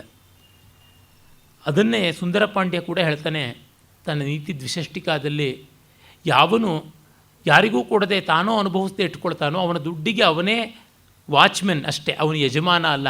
ತೃಣಕೃತ ಕೃತ್ರಿಮ ಪುರುಷ ಸಸ್ಯಾನ್ನಿ ನಾತ್ತಿ ರಕ್ಷತಿ ಸ್ವಯಂ ಅಂತ. ಈ ಬೆದರುಗೊಂಬೆ ಹೊಲಕ್ಕೆ ಪಕ್ಷಿಗಳು ಬಂದು ಕೋತಿಗಳು ಬಂದು ತೊಂದರೆ ಮಾಡದೇ ಇರಲಿ ಅಂತ ಕಟ್ಟಿಡ್ತಾರೆ. ಅದು ಅಲ್ಲಿರುವ ಹಣ್ಣು ಕಾಯಿ ತೆನೆ ಹಂಪಲುಗಳನ್ನು ತಿನ್ನೋಲ್ಲ, ಬೇರೆಯವ್ರಿಗೂ ತಿನ್ನೋದಕ್ಕೆ ಬಿಡೋದಿಲ್ಲ, ಕೇವಲ ರಕ್ಷಣೆ ಮಾಡ್ತಾ ಇರ್ತದೆ ಆ ರೀತಿಯಾಗಿ ಅಂತ. ಆಮೇಲೆ ಉದಾರತೆಯಿಂದ ಬಂದ ಬಡತನಕ್ಕೆ ಎಲ್ಲಿಲ್ಲದ ಬೆಲೆ ಅಂತನ್ನುವ ಮಾತನ್ನು ಹೇಳ್ತಾನೆ. ಮಣಿಷ್ಯಾಣೋ ಲೀಢ ಸಮರ ವಿಜಯೀ ಹೇತಿ ನಿಹತಃ ಮದಕ್ಷೀಣೋ ನಾಗಃ ಶರದಿ ಸರಿತಃ ಶಾನಪುಲಿನಾ ಕಲಾಶೇಷಶ್ಚಂದ್ರ ಸುರತಮೃದಿತಾ ಬಾಲಲನಾ ತನಿಮ್ನಾ ಶೋಭಂತೆ ಗಲಿತ ವಿಭವಾ ಚ ಅರ್ಥಿಷು ಜನಾ. ಅಂದರೆ ಚೆನ್ನಾಗಿ ಕಟ್ಟಿಂಗ್ಸ್ ಕೊಟ್ಟು ಪಾಲಿಷ್ ಮಾಡಿ ಸೊರಗಿದ ಮಣಿ, ಕಚ್ಚಾ ವಜ್ರಕ್ಕಿಂತ ಚೆನ್ನಾಗಿ ಅದನ್ನು ಸಾಣೆ ಹಿಡಿದ ವಜ್ರ ಉತ್ಕೃಷ್ಟವಾಗಿರುತ್ತದೆ. ಆಗ ಸಾಣೆ ಹಿಡಿಯುವಿಕೆಯಲ್ಲಿ ಬೇಕಾದಷ್ಟು ಅದು ಕಳ್ಕೊಳ್ಳುತ್ತದೆ ತೂಕವನ್ನು, ಆದರೆ ಅದರ ಸೌಂದರ್ಯ ಹೆಚ್ಚಾಗುತ್ತದೆ. ಹಾಗೆಯೇ ಯುದ್ಧದ ಗಾಯಗಳಿಂದಲೇ ಒಬ್ಬ ರಾಜನಿಗೆ ಶೋಭೆಯಂತೆ. ಅದನ್ನು ವೀರಲಕ್ಷ್ಮ ಅಂತ ಕರೀತಾರೆ ಸಂಸ್ಕೃತದಲ್ಲಿ, ವೀರಲಾಂಛನ ಅಂತ. ಮತ್ತು ಮದ ಇಳದಂಥ ಆನೆಯ ಗಾಂಭೀರ್ಯ ಸೊಗಸು. ಮದ ಇದ್ದಾಗ ಪುಂಡು ಪೋಖರಿ ವ್ಯಾಲಗಜ ಅಂತ ಕರೀತಾರೆ. ಮತ್ತು ಶರತ್ಕಾಲದ ನದಿ ತಿಳಿಯಾಗಿರುತ್ತದೆ, ಸ್ನಾನಾನುಕೂಲಿಯಾಗಿರುತ್ತದೆ ಮತ್ತು ತರಣಾನುಕೂಲಿ ದಾಟಲು ಅನುಕೂಲವಾಗಿರುತ್ತದೆ. ತುಂಬ ಪ್ರಸನ್ನ ಮನೋಹರವಾದಂಥದ್ದು. ಮತ್ತು ಚಂದ್ರ ಕಲಾಶೇಷನಾಗಿರ್ತಕ್ಕಂಥದ್ದು. ಕೃಷ್ಣ ಪಕ್ಷದ ಚತುರ್ದಶಿಯ ದಿವಸ ಚಂದ್ರ ತುಂಬ ಮನೋಹರನಾಗಿರ್ತಾನೆ ಅಂತ. ಹಾಗೆಯೇ ತಾಯ್ತನವನ್ನು ಪಡ್ಕೊಂಡ ಹೆಣ್ಣಿಗೆ ಬರುವ ಮಾರ್ಧವ ಮಾಧುರ್ಯ ದೊಡ್ಡದು. ಹಾಗೆಯೇ ಶ್ರೀಮಂತರು ತಾವು ದಾನ ಮಾಡಿ ಸೊರಗಿದಾಗ ಅವರಿಗೆ ಬರುವ ಶೋಭೆ ಮತ್ತು ಮಿಗಿಲಾದದ್ದು ಅಂತಂತಾನೆ. ಮತ್ತು ಮೊನ್ನೆ ಪಂಚತಂತ್ರದಲ್ಲಿ ಹೇಳಿದ್ದೆ, ಈ ಶ್ಲೋಕ ಪಂಚತಂತ್ರದಲ್ಲಿಯೂ ಇಲ್ಲಿಯೂ ಕಂಡುಬಂದಿದೆ. ಭರ್ತೃಹರಿಯ ಶತಕಗಳಲ್ಲಿ ಆ ರೀತಿಯಾದದ್ದು ಹೇರಳ. ಸತ್ಯಾನೃತಾಚ ಪರುಷ ಪ್ರಿಯವಾದಿನೀಚ ಹಿಂಸ್ರಾ ದಯಾಲುರಪಿ ಚಾರ್ಥಪರ ವದಾನ್ಯ ನಿತ್ಯವ್ಯಯ ಪ್ರಚುರ ನಿತ್ಯ ಧನಾಗಮಾಚ ವಾರಾಂಗನೇವ ನೃಪನೀತಿರ ಅನೇಕ ರೂಪ ಅಂತ. ರಾಜನೀತಿ ವಾರಾಂಗನೆ ಇದ್ದಂತೆ, ಒಮ್ಮೆ ಸುಳ್ಳು ಹೇಳುತ್ತೆ, ಒಮ್ಮೆ ಸತ್ಯ ಹೇಳುತ್ತೆ, ಒಮ್ಮೆ ಉದಾರಿಯಾಗಿರುತ್ತೆ, ಒಮ್ಮೆ ಲೋಭಿಯಾಗುತ್ತದೆ, ಒಮ್ಮೆ ಕ್ರೂರಿಯಾಗುತ್ತದೆ, ಇನ್ನೊಮ್ಮೆ ದಯಾಳುವಾಗುತ್ತದೆ, ಇನ್ನೊಮ್ಮೆ ಅದು ನಿತ್ಯವೂ ಕೂಡ ಕೋಲಾಹಲ ಮಾಡಿಕೊಂಡಿರುತ್ತದೆ, ಮತ್ತೊಮ್ಮೆ ಸ್ತಬ್ಧ ಶಾಂತವಾಗಿರುತ್ತದೆ. ವೇಶ್ಯೆಯ ಹಾಗೆ ವಾರಾಂಗನ ನೀತಿ ಅನ್ನುವಂತೆ ರಾಜನೀತಿ ಅನ್ನುವ ಮಾತನ್ನು ಹೇಳ್ತಾನೆ. ಸ್ವಾನುಭವವೋ ಏನೋ ಅವನದು, ನಿಜವಾಗಿ ನೋಡಿದರೆ ಅದು ಹೌದು, ರಾಜಕೀಯ ಅದೇ ರೀತಿಯಾದದ್ದು ಅಂತ ಗೊತ್ತಾಗುತ್ತದೆ. ಆಮೇಲೆ ನಮಗೆ ಎಷ್ಟು ಸಾಧ್ಯವೋ ಅಷ್ಟೇ ದಕ್ಕುವುದು ಅನ್ನುವಂಥದ್ದನ್ನು ಕರ್ಮ ವಿಪಾಕ ಅಥವಾ ಕರ್ಮ ಪದ್ಧತಿಯಲ್ಲಿ ಹೇಳ್ತಾನೆ. ಯದ್ಧಾತ್ರ ನಿಜಭಾಲ ಪಟ್ಟಲಿಖಿತಂ ಸ್ತೋಕಂ ಮಹತ್ವಾಧನಂ ತತ್ ಪ್ರಾಪ್ನೋತಿ ಮರುಸ್ಥಲೇಪಿ ನಿತರಾಂ ಮೇರೋ ತಥೋ ನಾಧಿಕಂ ತದ್ಧೀರೋ ಭವ ಪಿತ್ತವತ್ಸು ಕೃಪಣಾಂ ವೃತ್ತಿಂ ವೃಥಾ ಮಾಕೃತಾಃ ಕೂಪೆ ಪಶ್ಯ ಪಯೋನಿಧಾವಪಿ ಘಟೋ ಗೃಹ್ಣಾತಿ ತುಲ್ಯಂ ಜಲಂ. ಬಹಳ ಸುಂದರವಾದಂಥದ್ದು. ಏನು ವಿಧಿ ನಮಗೆ ಆಯತ್ತ ಮಾಡಿದೆಯೋ ಕೊಟ್ಟಿದೆಯೋ ಅದಕ್ಕಿಂತ ಮಿಗಿಲಾದದ್ದು ಅಲ್ಪವಾದದ್ದು ನಮಗೆ ಸಿಗುವಂಥದ್ದಲ್ಲ. ಮೇರು ಪರ್ವತ ಬಂಗಾರದ ಬೆಟ್ಟಕ್ಕೆ ಹೋದರೂ ನಮಗೆಷ್ಟೋ ಅಷ್ಟೇ ದಕ್ಕುವಂಥದ್ದು. ಮಡಕೆಯನ್ನು ನಾವು ಬಾವಿಯಲ್ಲಿ ಮುಳುಗಿಸಿದ್ರೂ ಅಷ್ಟೇ ನೀರು ಸಿಗುತ್ತದೆ, ಸಮುದ್ರದಲ್ಲಿ ಮುಳುಗಿಸಿದ್ರೂ ಅಷ್ಟೇ ನೀರು ಸಿಗುತ್ತದೆ. ಎಲ್ಲಿ ಮುಳುಗಿಸ್ತೀವಿ ಅಂತಲ್ಲ, ಇದರೊಳಗೆ ಎಷ್ಟು ಉಂಟು ಅಂತ ನಮ್ಮ ಕೆಪ್ಯಾಸಿಟಿ ಅನ್ನುವಂಥದ್ದನ್ನು ಹೇಳ್ತಾ ಇದ್ದಾನೆ.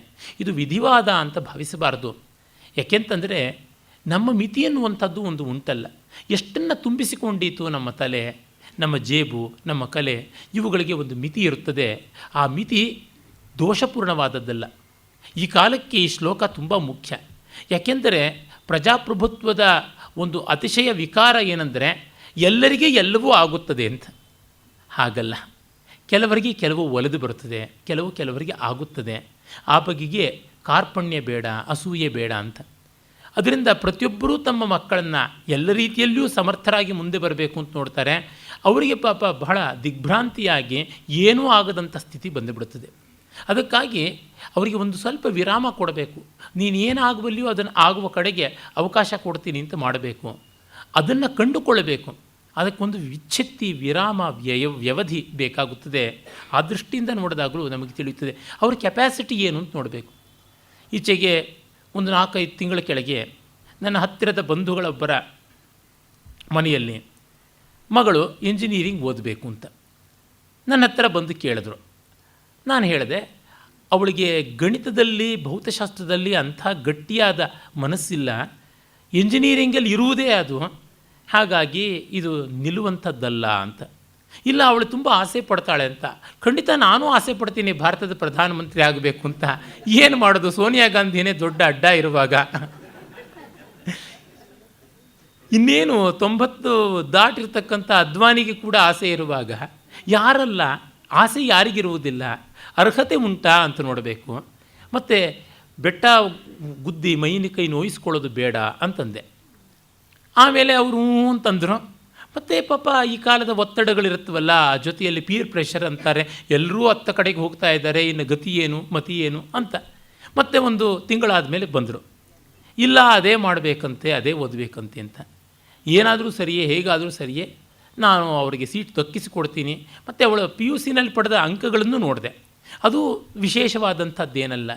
ಈ ಕಾಲದ ಸ್ಟ್ಯಾಂಡರ್ಡ್ಸ್ಗಂತೂ ಅದು ತುಂಬ ಮಧ್ಯಮ ದರ್ಜೆ ಇದು ಅಂತ ಹೇಳುವಂಥದ್ದು. ಆಮೇಲೆ ಹೋಗಲಿ, ನೀವು ಮನಸ್ಸಂತೂ ಹಾಗೆ ಮಾಡ್ಕೋತೀರಾ, ಅದು ಗೊತ್ತಿದೆ.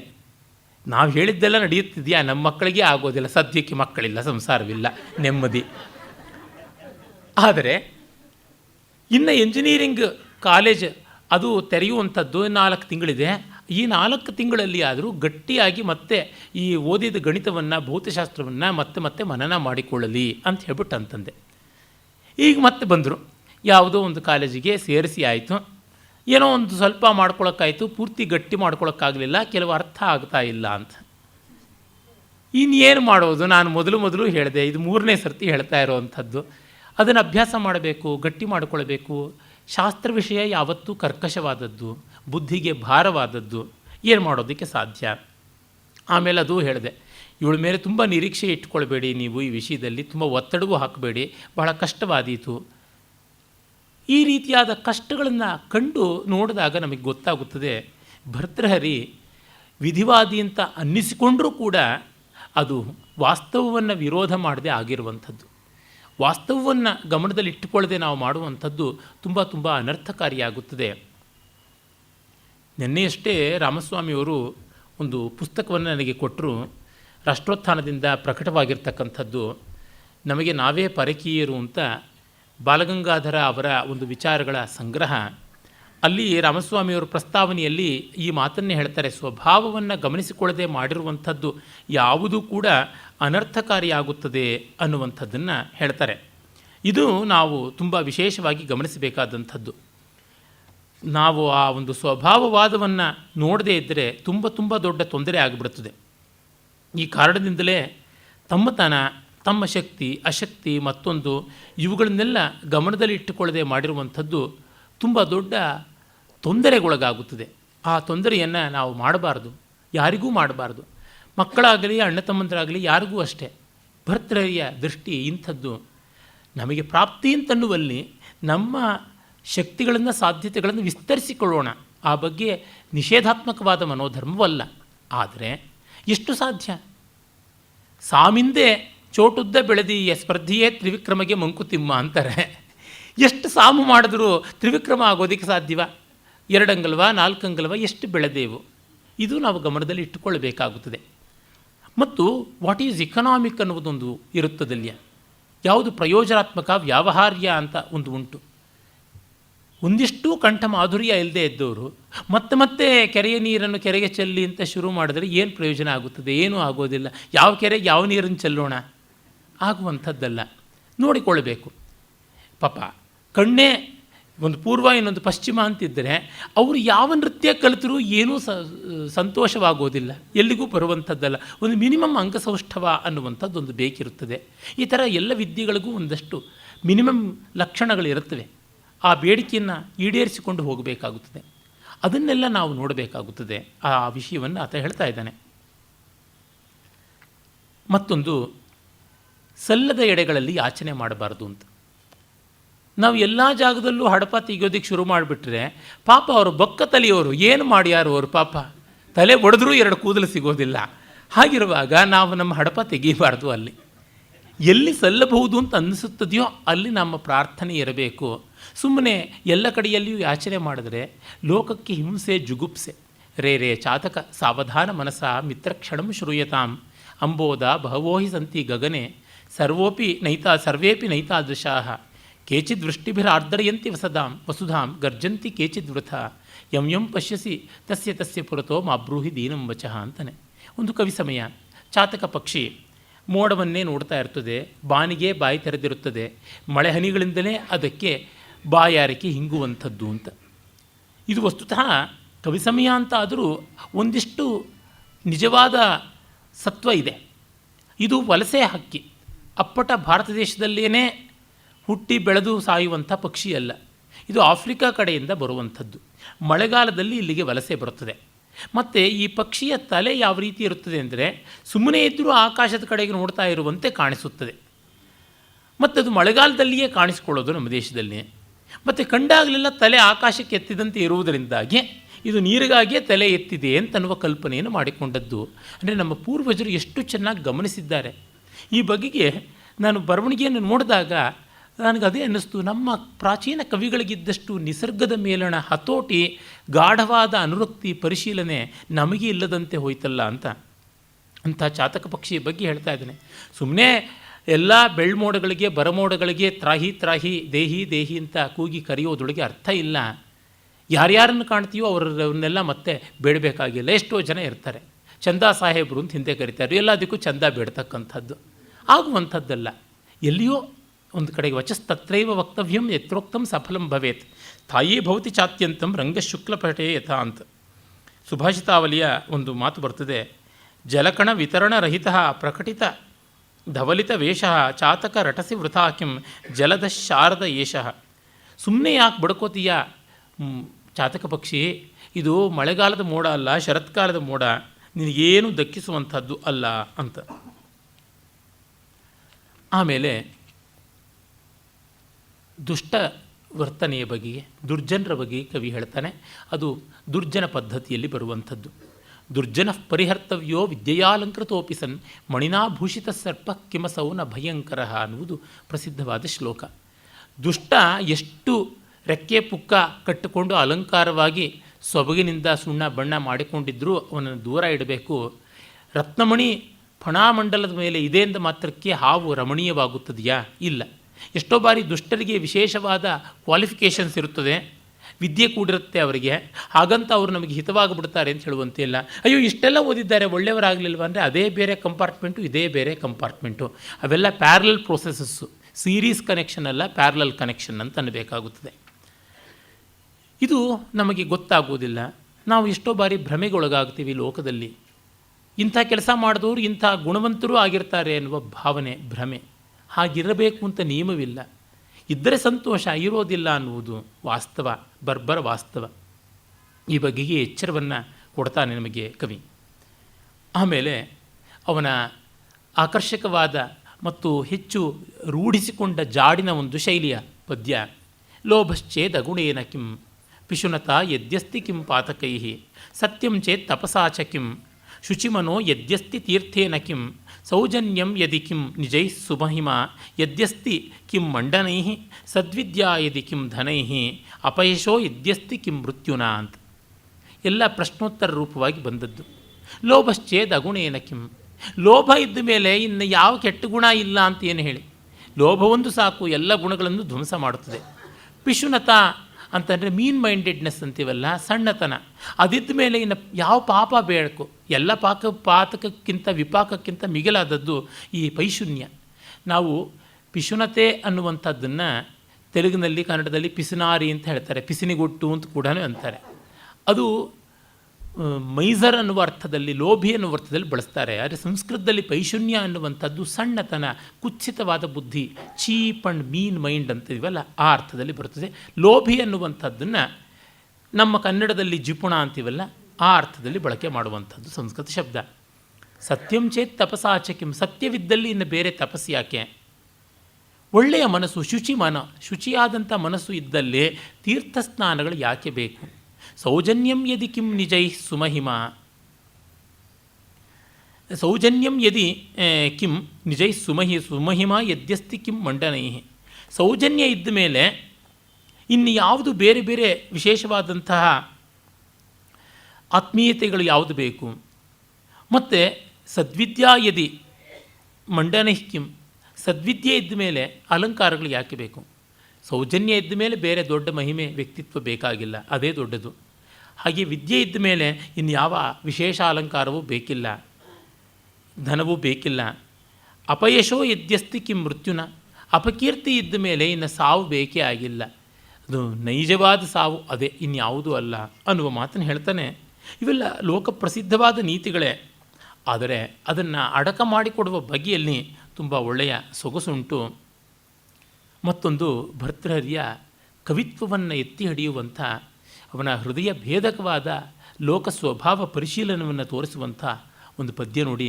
ಇದು ಪ್ರಸಿದ್ಧವಾದದ್ದು, ಪಂಚತಂತ್ರಾದಿಗಳೆಲ್ಲ ಆದಾನ ಮಾಡಿಕೊಂಡಿವೆ. ಶಶಿ ದಿವಸ ಧೂಸರೋ ಗಲಿತ ಯೌವನ ಕಾಮಿನಿ ಸರೋ ವಿಗತ ವಾರಿಜಂ ಮುಖಮನಕ್ಷರಂ ಸ್ವಾಕೃತಿ ಪ್ರಭುರ್ಧನಪರಾಯಣ ಸತತ ದುರ್ಗತ ಸಜ್ಜನೋ ನೃಪಾಂಗಣಗತಃ ಖಲೋ ಮನಸ್ಸಿ ಸಪ್ತ ಶಲ್ಯಾನಿಮೆ ಅಂತ. ಪೃಥ್ವಿ ಛಂದಸ್ಸು ಉತ್ಕಟತೆಗೆ ಚೆನ್ನಾಗಿ ಹೊಂದಿಕೊಳ್ಳುವಂಥದ್ದು.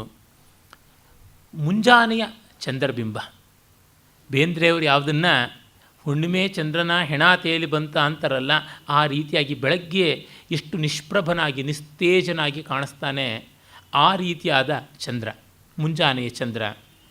ಮತ್ತು ಮುಪ್ಪು ಬಂದ ಸುಂದರಿ.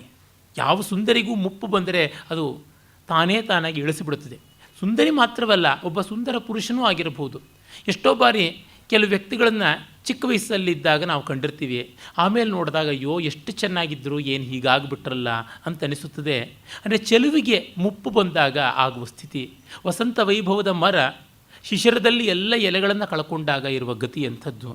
ತುಂಬಿ ಭೋರ್ಗರೀತಕ್ಕಂಥ ವರ್ಷಾಕಾಲದ ನದಿ ಬೇಸಿಗೆಯಲ್ಲಿ ಕೃಶವಾಗಿ ಬಿಟ್ಟಾಗ ಇರುವ ಗತಿ ಅಂಥದ್ದು.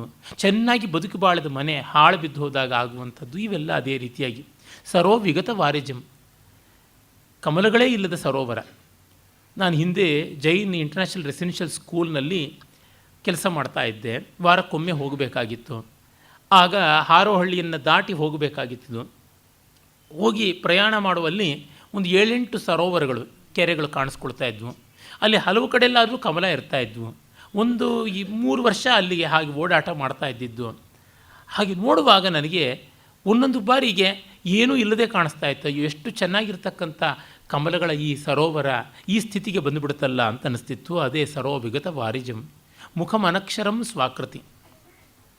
ಮತ್ತು ಒಂದೇ ಒಂದು ವಿದ್ಯೆಯ ಲೇಷವೂ ಇಲ್ಲದೆ ಇರತಕ್ಕಂತಹ ಬಾಯಿ ಅಂತ. ಅಂದರೆ ಯಾವುದೇ ವಿಧವಾದ ತಿಳುವಳಿಕೆಯೂ ಇಲ್ಲದೆ ಇರತಕ್ಕಂಥದ್ದು, ಆದರೆ ಸುಂದರವಾದಂಥದ್ದು. ಒಳ್ಳೆ ಸುಂದರ ಪುರುಷ, ಸುಂದರ ಸ್ತ್ರೀ. ಒಂದಿಷ್ಟು ವಿದ್ಯೆ ಇಲ್ಲ, ವಿವೇಕ ಇಲ್ಲ ಅಂತಂದರೆ ನಿರ್ಗಂಧ ಪುಷ್ಪವಲ್ಲ, ಇದು ಎಂಥದ್ದು, ಹೀಗಾಯ್ತಲ್ಲ ಅಂತ ಅನಿಸ್ಬಿಡ್ತದೆ. ಮತ್ತು ಪ್ರಭುರ್ ಧನಪರಾಯಣ, ದುಡ್ಡಿನ ಆಶೆ ಅತಿಯಾಗಿರ್ತಕ್ಕಂಥ ರಾಜ. ಆಳ್ವಿಕೆ ಮಾಡುವನು ಪ್ರಜಾಪೀಡನೆಗಾಗಿಯೇ ಕರ ಸಂಗ್ರಹ ಮಾಡುವುದಾದರೆ ನಮ್ಮ UPA ಸರ್ಕಾರ ಹಾಗೆ ಮಾಡ್ತಾ ಇದೆ. ಎಲ್ಲ ರೀತಿಯಲ್ಲಿ ಜನರನ್ನು ಹಿಂಡ್ತಾ ಇದೆ. ಅದಕ್ಕೆ ಎಂದು ಸಾವು ಬರ್ತದೆಯೋ ಗೊತ್ತಾಗೋದಿಲ್ಲ. ಸತತ ದುರ್ಗತ ಸಜ್ಜನ, ಮತ್ತೆ ಮತ್ತೆ ಕೇಡಿಗೆ ತುತ್ತಾಗ್ತಾ ಇರುವ ಸಜ್ಜನ. ಮತ್ತು ನೃಪಾಂಗಣ ಗತಃಕಲಹ, ರಾಜನಿಗೆ ನಿಕಟವಾಗಿರತಕ್ಕಂಥ ದುಷ್ಟ. ಈ 7 ವಿಷಯಗಳನ್ನು ಕಂಡಾಗ ನನ್ನ ಮನಸ್ಸಿಗೆ ಕಳವಳ ಆಗುತ್ತದೆ ಅಂತ. ಅಂದರೆ ದುಷ್ಟರಿಗೆ ಅಧಿಕಾರ ಬಂದಾಗ, ಸಜ್ಜನರಿಗೆ ತೊಂದರೆ ಆದಾಗ, ಪ್ರಭು ಪೋಷಣೆ ಮಾಡಬೇಕಾದವನು ಶೋಷಕನಾದಾಗ, ಇವೆಲ್ಲ ನಮಗೆ ನೋವು ತಂದು ಕೊಡುವಂಥದ್ದು.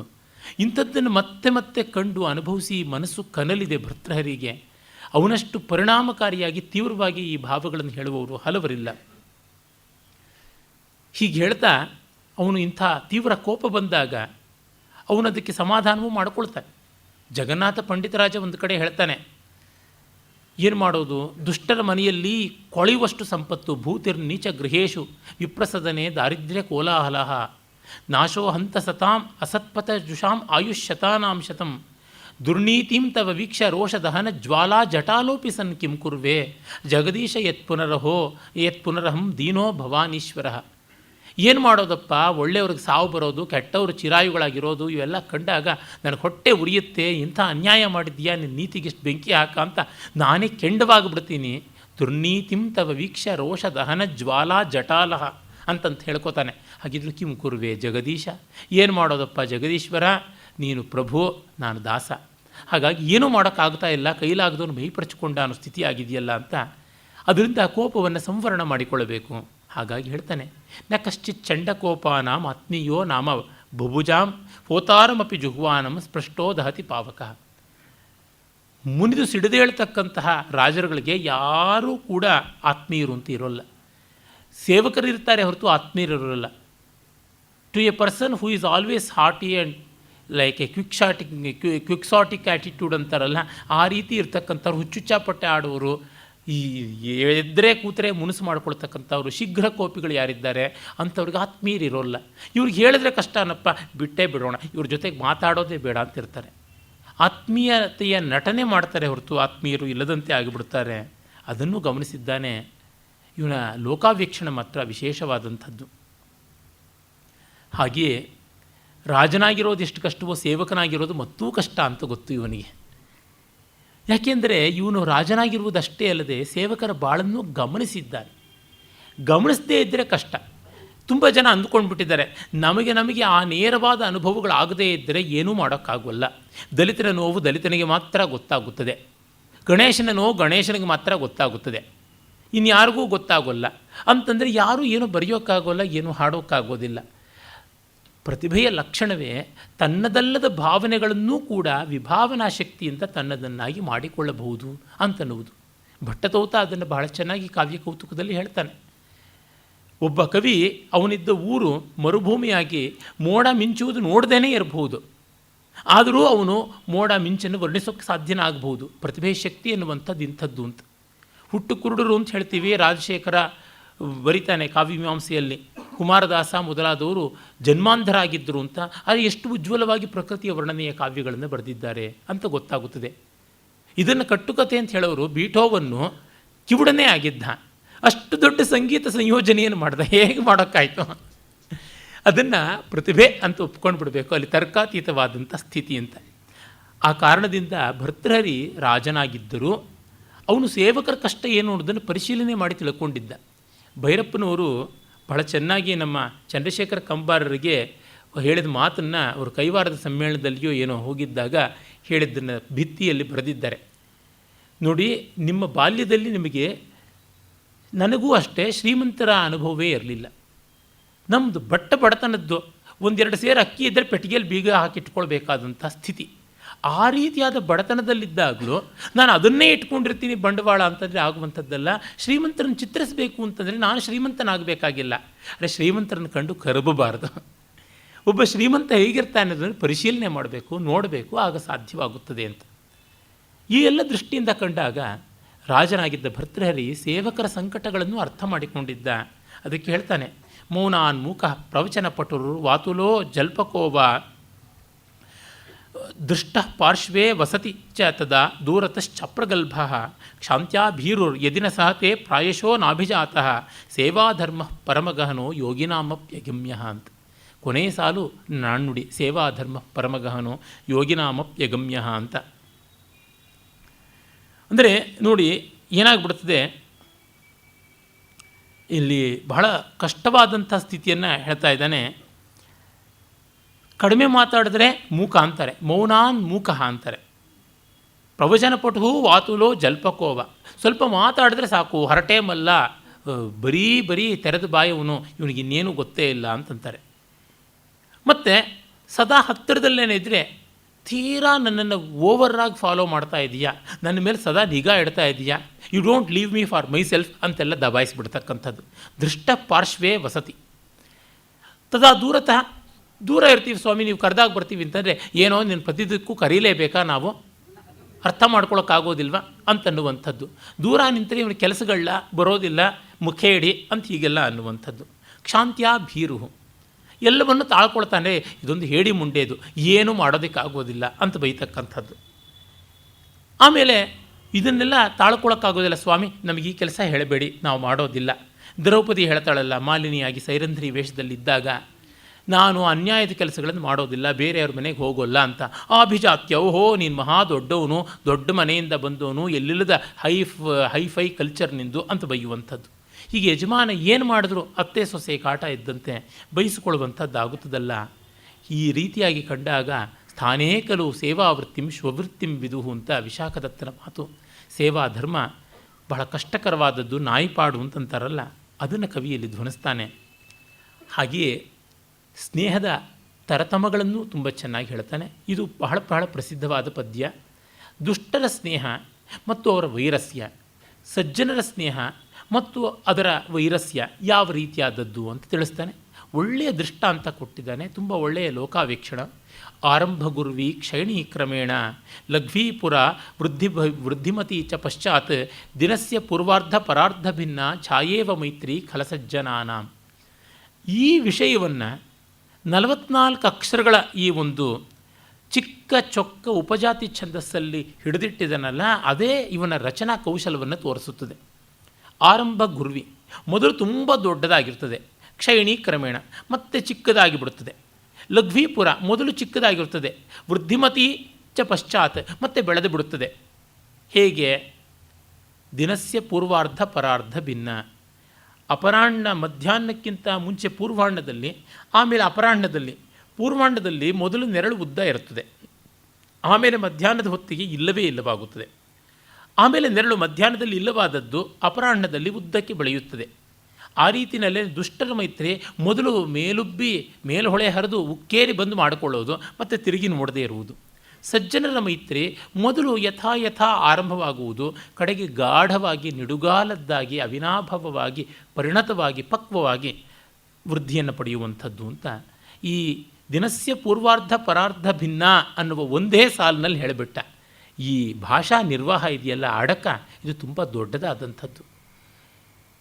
ನಿನ್ನೆ ದಿವಸ ಯಾರೋ ಸ್ನೇಹಿತರು ಒಂದು ಕೃತಿ ಕ್ಲಾಸಿಕ್ ಅಂತ ಆಗಬೇಕಾದ್ರೆ ಅದರೊಳಗೆ ಏನೇನು ಲಕ್ಷಣ ಇರಬೇಕು ಅಂತ ಯಾರೋ ಇಟಾಲಿಯನ್ ವಿದ್ವಾಂಸ ಮಾಡಿಕೊಟ್ಟದ್ದು ಅಂತ ಒಂದು 14 ಅಂಶಗಳನ್ನು ಕಳಿಸಿಕೊಟ್ಟಿದ್ರು. ಇನ್ನೂ ಒಂದು 100 ಬರೀಬಹುದು, ಅದು ಬೇರೆ ಸಂಗತಿ. ಅದರೊಳಗೆ ಒಂದು ಏನಂದರೆ ಅಡಕ, ಕಿರಿದರೊಳ್ ಪಿರಿದರ್ಥಂ ಅಂತಂತಾರಲ್ಲ, ಅದು ತುಂಬ ತುಂಬ ಮುಖ್ಯವಾದದ್ದು. ಅದಕ್ಕೆ ಎಷ್ಟು ಯೋಚನೆ ಮಾಡಬೇಕು. ಈ ಛಂದಸ್ಸು ಇತ್ಯಾದಿಗಳನ್ನು ಇಟ್ಟುಕೊಂಡಾಗ ಈ ಅಡಕದಲ್ಲಿ ಈ ಅಕ್ಷರಗಳೊಳಗೆ ಈ ಮಾತ್ರೆಗಳೊಳಗೆ ಇಷ್ಟರೊಳಗೆ ನಾನು ಹೇಳಬೇಕು, ಈ ಪ್ರಾಸ ಇರಬೇಕು, ಈ ಗುರುಲಘು ವಿನ್ಯಾಸ ಹೀಗೇ ಬರಬೇಕು, ಈ ಪ್ರಾಸ ಈ ರೀತಿಯಾಗಿರಬೇಕು ಅಂತೆಲ್ಲ ನೋಡಿಕೊಂಡಾಗ ಅಷ್ಟರೊಳಗೆ ನಮಗೆ ಮತ್ತೆ 10 ಬಾರಿ 100 ಬಾರಿ ಆ ವಿಷಯ ಆಲೋಡನೆಗೊಳ್ತಾ ಇರ್ತದೆ. ಮತ್ತಷ್ಟು ಇನ್ನಷ್ಟು ಬೇರೆ ಬೇರೆ ರೀತಿಯಲ್ಲಿ ಬದಲಾಯಿಸೋಣ ಅನಿಸುತ್ತದೆ. ಕೆಲವು ಪದ ಚೆನ್ನಾಗಿದ್ದರೆ ಛಂದಸ್ಸು ಹೊಂದ್ಕೊಳ್ಳಲ್ಲ, ಛಂದಸ್ಸು ಚೆನ್ನಾಗಿದ್ದರೆ ಪದ ಸರಿಯಾಗಿರೋಲ್ಲ. ಆಗ ಬೇರೆ ಆಲ್ಟರ್ನೇಟಿವ್ ಉಂಟಾ, ಪ್ರತ್ಯಾಮ್ನಾಯ ಉಂಟಾ ಅಂತ 10 ಬಾರಿ ತಡಕ್ತೀವಿ. ಆ ಸಂದರ್ಭದಲ್ಲಿ ಎಷ್ಟೋ ಪದಗಳು ಹೊಳೆಯುತ್ತವೆ, ಮತ್ತು ಆ ವಿಷಯ ಬೇರೊಂದು ರೀತಿ ರೂಪುಗೊಳ್ಳುತ್ತದೆ. ಆಗ ವಿಷಯದ ಬೇರೆ ಮಗ್ಗುಲುಗಳು ಗೊತ್ತಾಗುತ್ತವೆ. ಒಂದು ಐಡಿಯಾ 10 ಐಡಿಯಾ ಆಗಿ ಬೆಳೆಯುವಂಥದ್ದು ಸ್ವಾನುಭವದಿಂದ ಹೇಳ್ತಾ ಇದ್ದೀನಿ. ಇದ್ರ ಒಂದಿಷ್ಟೂ ಅತಿಶಯೋಕ್ತಿ ಇಲ್ಲ. ಪ್ರತಿ ಕ್ಷಣವೂ ಅನುಭವಿಸ್ತಾ ಇರ್ತೀರಿ ಪದ್ಯ ಬರೆಯೋ ಕಾಲದಲ್ಲಿ. ಆಗ ಗೊತ್ತಾಗುತ್ತದೆ ಎಷ್ಟು ಆಲೋಚನೆ ಮಾಡ್ತೀವಿ ಅಂತ. ಅಪ್ಪಕವಿಯಂ ಅಂತ ತೆಲುಗಿನ ಲಕ್ಷಣ ಗ್ರಂಥ. ಯೋಚಿಂಚಿನಂಥ ಪದ್ಯಂಬು ಸಾರವಂತ ಮಗು ಅಂತ. ಯೋಚನೆ ಮಾಡಿದಷ್ಟು ಪದ್ಯ ಸಾರವತ್ತಾಗುತ್ತದೆ. ಯೋಚನೆ ಮಾಡೋದಕ್ಕೆ ಈ ಕನ್ಸ್ಟ್ರೆಂಟ್ಸ್ ಇರಬೇಕಾಗುತ್ತದೆ, ಆಗಲೇ ಗೊತ್ತಾಗುತ್ತದೆ. ಇದು ಬರೀ ಕಾವ್ಯರಚನೆ ಅಂತಲ್ಲ, ಒಳ್ಳೆಯ ಸಂಗೀತದಲ್ಲೂ ಅಷ್ಟೇ. ಒಂದು ರಾಗ, ಅದನ್ನು ಸ್ವಲ್ಪ ಮೇಲಕ್ಕೆ ತೆಗೆದುಕೊಂಡು ಹೋದರೆ ಒಂದು ರಾಗ ಆಗುತ್ತದೆ, ಕೆಳಕ್ಕೆ ಬಂದರೆ ಒಂದು ರಾಗ ಆಗುತ್ತದೆ. ದರ್ಬಾರಿಗೆ ಹೋಗ್ಬಿಟ್ಟು ನಾಯಕಿ ಆಗುತ್ತೆ, ನಾಯಕಿ ಹೋಗ್ಬಿಟ್ಟು ದರ್ಬಾರ್ ಆಗಿಬಿಡುತ್ತೆ, ವಲಸೆ ಹೋಗ್ಬಿಟ್ಟು ಮಲೆ ಮಾರುತ ಆಗುತ್ತದೆ. ಇವೆಲ್ಲ ಉಂಟು. ಇದನ್ನು ಗಮನಿಸಿಕೊಂಡು ಆ ಚೌಕಟ್ಟಿನಲ್ಲಿ ತರುವ ಪ್ರಯತ್ನ ಇದೆಯಲ್ಲ, ಅದು ತುಂಬ ವಿಶೇಷವಾದಂಥದ್ದು, ಅದ್ಭುತವಾದದ್ದು. ಈ ವ್ಯವಸ್ಥೆಗಳಿಗೆ ಒಂದಿಷ್ಟು ತಪಸ್ಸು ಬೇಕು. ಅದನ್ನು ಕೂಡ ಕವಿ ವಿವಕ್ಷೆ ಮಾಡ್ತಾನೆ. ಮತ್ತು ಯಾರಿಗೆ ನಮಸ್ಕಾರ ಮಾಡಬೇಕು, ನಮಸ್ಕಾರ್ಯರು ಯಾರು ಅನ್ನೋದನ್ನು ಹೇಳ್ತಾನೆ. ವಂಚಾ ಸಜ್ಜನ ಸಂಗಮೇ ಪರಗುಣೆ ಪ್ರೀತಿರ್ಗುರವು ನಮ್ರತ ವಿದ್ಯಾಯಾಂ ವ್ಯಸನಂ ಸ್ವಯೋಷಿತಿ ರತಿ ಲೋಕಾಪವಾದಾತ್ ಭಯಂ ಭಕ್ತಿಶೂಲಿನಿ. ವಿಷ್ಣು ಭಕ್ತರು ಬೇಕಾದ್ರೆ ಚಕ್ರಿಣಿ ಅಂತ ಇಟ್ಕೊಳ್ಳಿ, ತೊಂದರೆ ಏನೂ ಇಲ್ಲ. ಭಕ್ತಿಶೂಲಿನಿ ಶಕ್ತಿರಾತ್ಮದಮನೆ ಸಂಸರ್ಗ ಮುಕ್ತಿ ಕಲೆ ಯೇಶ್ವೇತೆ ನಿವಸಂತಿ ನಿರ್ಮಲಗಣೆ ನಿರ್ಮಲಗುಣೇ ನಿರ್ಮಲಗುಣಾ ತೇಭ್ಯೋ ಮಹದ್ಭ್ಯೋ ನಮಃ ಅಂತಾನೆ.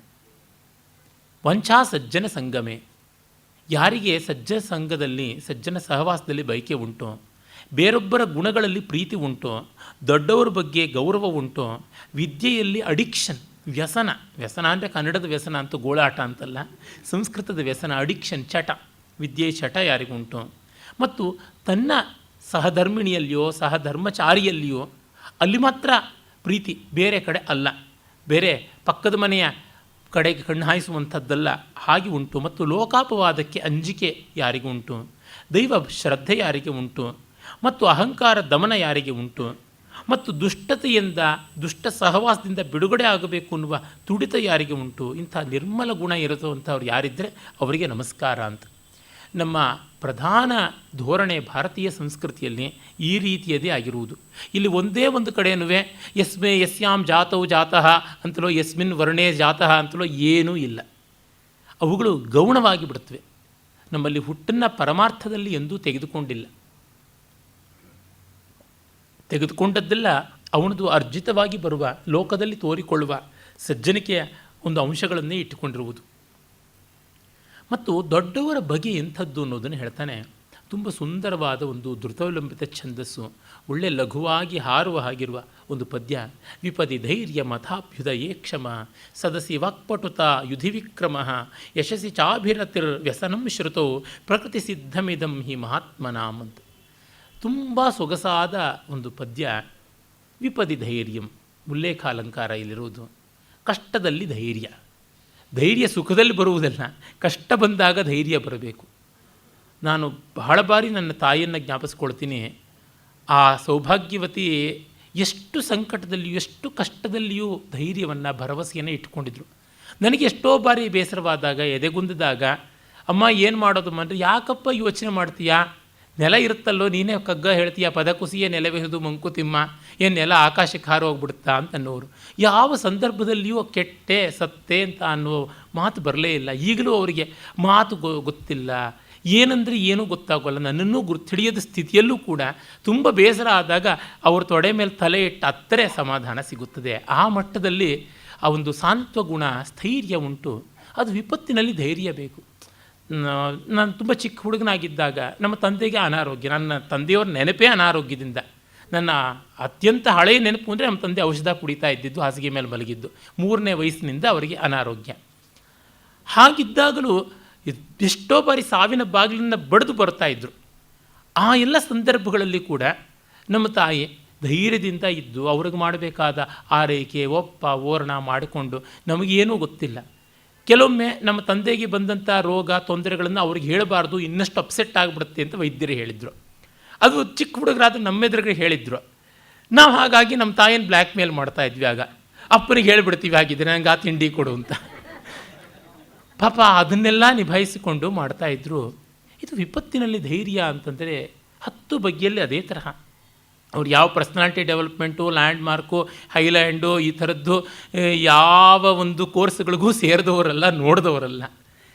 ಅದು ಬಂದದ್ದೇ 10 ಜನರ ಜೊತೆಗೆ ಕಷ್ಟ ನಷ್ಟ ಸಹಕಾರ ಸಂವರಣ ಈ ಒಂದು ಮನೆಗಳಲ್ಲಿ ಬೆಳೆದವರು.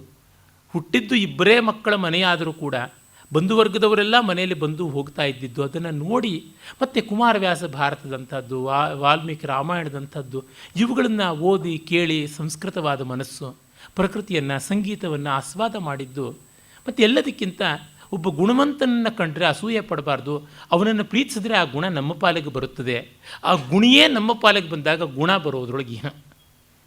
ಹೀಗಾಗಿ ನಾವು ಲಕ್ಷ್ಮೀ ಬೇಕು ಅಂದರೆ ಲಕ್ಷ್ಮಿಯನ್ನು ಎದೆಯಲ್ಲಿ ಇಟ್ಕೊಂಡು ನಾರಾಯಣನ ಬಯಸಿಬಿಟ್ರೆ ಸಾಕು. ಅವನು ಎದೆಯಲ್ಲೇ ಇಟ್ಕೊಂಡು ಬಂದುಬಿಡ್ತಾನೆ, ನಾರಾಯಣನೂ ಬರ್ತಾನೆ. ಅವಳು ಯೋಗವಾದರೆ ಇವನು ಕ್ಷೇಮವಾಗಿ ಬರ್ತಾನೆ. ಈ ಎಲ್ಲ ದೃಷ್ಟಿ ನೋಡಿದಾಗ ವಿಪದಿ ಧೈರ್ಯಂ ಅಂದರೆ ಅವರದೇ ನನಗೆ ನೆನಪಾಗುತ್ತದೆ. ಅಭ್ಯುದಯೇ ಕ್ಷಮ. ಉನ್ನತಿಗೆ ಬಂದಾಗ ಒಂದಿಷ್ಟು ತಾಳ್ಮೆ ಬೇಕಾಗುತ್ತದೆ. ಎಷ್ಟೋ ಬಾರಿ ಉನ್ನತಿಯಲ್ಲಿರುವವರಿಗೆ ಅಸಹನೆ ಉಂಟಾಗುತ್ತದೆ. ಆ ಅಸಹನೆ ಯಾರನ್ನೂ ದೂರ ಮಾಡಿಕೊಳ್ಳುವಂತೆ ಮಾಡುತ್ತದೆ. ಕೆಟ್ಟವರನ್ನು ದೂರ ಮಾಡಿಕೊಳ್ಳೋಣ, ಆದರೆ ಒಳ್ಳೆಯವರನ್ನು ದೂರ ಮಾಡಿಕೊಂಡ್ರೆ ಒಂದು ಪಕ್ಷ ಅಚಾತುರ್ಯದಿಂದ ಆದಮೇಲೆ ಮತ್ತೆ ಕ್ಷಮೆ ಕೇಳೋಣ, ಏನೂ ತೊಂದರೆ ಇಲ್ಲ. ಆ ಗುಣ ಬೇಕು ಅಂತಾನೆ. ಸದಸಿ ವಾಕ್ಪಟುತ, ಎಲ್ಲಿಯೋ ಅಲ್ಲಿ ವಿಜೃಂಭಣೆ, ಅಸ್ಥಾನದಲ್ಲಿ ಕೋಲಾಹಲ ಮಾಡಬೇಕಾಗಿಲ್ಲ, ಅಟ್ಟ ಮೇಲೆ ಒಲೆ ಉರಿಬೇಕು ಅಂತನ್ನುವಂಥದ್ದಲ್ಲ. ಎಷ್ಟೋ ಜನಕ್ಕೆ ಸಂದರ್ಭ ಶುದ್ಧಿ ಇರೋದಿಲ್ಲ. ಸಂದರ್ಭ ಶುದ್ಧಿ ಇಲ್ಲದೆ ವಾಗ್ವಿಜೃಂಭಣೆ ಪ್ರಯೋಜನಕ್ಕೆ ಬರುವಂಥದ್ದಲ್ಲ. ಅದನ್ನು ಯಕ್ಷಗಾನದ ದೊಡ್ಡ ಕಲಾವಿದರಾಗಿದ್ದ ಮಹಾಬಲ ಹೆಗಡೆ ಅವರು ಹೇಳ್ತಾ ಇದ್ದರು. ನಾಜಗಾರು ಅಂತ ಒಂದು ಹಳ್ಳಿ ಉತ್ತರ ಕನ್ನಡದಲ್ಲಿ, ಅಲ್ಲಿ ದೊಡ್ಡ ವಿದ್ವಾಂಸರಿದ್ದರು, ನಾಜಗಾರ ಶಾಸ್ತ್ರಿಗಳಂತಲೇ ಕರೀತಾ ಇದ್ದರು. ಅವರು ವೇದಾಂತವನ್ನೆಲ್ಲ ಚೆನ್ನಾಗಿ ಬಲ್ಲವರಾಗಿದ್ದರು. ಅಲ್ಲಿ ಯಾರೂ ಇಲ್ಲ ಪಾಪ ಅವರು ವೇದಾಂತ ಶ್ರವಣಕ್ಕೋಸ್ಕರ. ಅವರ ಮನೆಯಲ್ಲಿ ಅಡಿಕೆ ಮರಕ್ಕೆ ಪೋದಿ ಮಾಡೋಕ್ಕೆ ಬರ್ತಕ್ಕಂಥ ಯಾವುದೋ ಪಾಪ ಹಾಲಕ್ಕಿಯ ಒಬ್ಬ ಸಾಮಾನ್ಯ ವ್ಯಕ್ತಿಗೆ, ಅಕ್ಷರಾಭ್ಯಾಸವೇ ಇಲ್ಲದೆ ಇರೋನು, ಕನ್ನಡವೂ ಚೆನ್ನಾಗಿ ಬರದೇ ಇದ್ದವನಿಗೆ ಕಠೋಪನಿಷತ್ತಿನ ಭಾಷ್ಯದ ಬಗ್ಗೆ ಹೇಳ್ತಾ ಕೂತ್ಕೊಳ್ಳೋರಂತೆ. ನಚಿಕೇತ ಅಂತ ಒಬ್ಬ ಇದ್ದಂತ, ಎಂಥದ್ದು ಖ್ಯಾತ ಅಂತ ಕೇಳ್ತಾ ಇದ್ದಂತೆ. ಈ ರೀತಿಯಾಗಿ ಅವ್ರು ಹೇಳ್ತಾ ಇದ್ರು, ನಮ್ಮ ಗತಿಯೆಲ್ಲ ನಾಜಗಾರ ಶಾಸ್ತ್ರಿಗಳ ಗತಿನೇ ಆಯಿತು, ಕೆಪ್ಪರು ಮುಂದೆ ಕಿಂದರಿ ಬಾರಿಸುವಂತೆ ಆಯಿತು ಅಂತೆಲ್ಲ ಹೇಳ್ತಿದ್ರು. ಹಾಗೆ ಬೇಡ, ಯುಕ್ತವಾದ ಜಾಗದಲ್ಲಿ ಮಾಡಬೇಕು. ಮತ್ತು ಯುಧಿವಿಕ್ರಮ, ಯುದ್ಧದಲ್ಲಿ ಪರಾಕ್ರಮ ಬೇಕು. ಇದನ್ನು ಭಾರತೀಯ ಪ್ರಜ್ಞೆ ಈ ಕ್ಷಾತ್ರವನ್ನು ಮತ್ತೆ ಮತ್ತೆ ಪ್ರಬೋಧಿಸಿದೆ.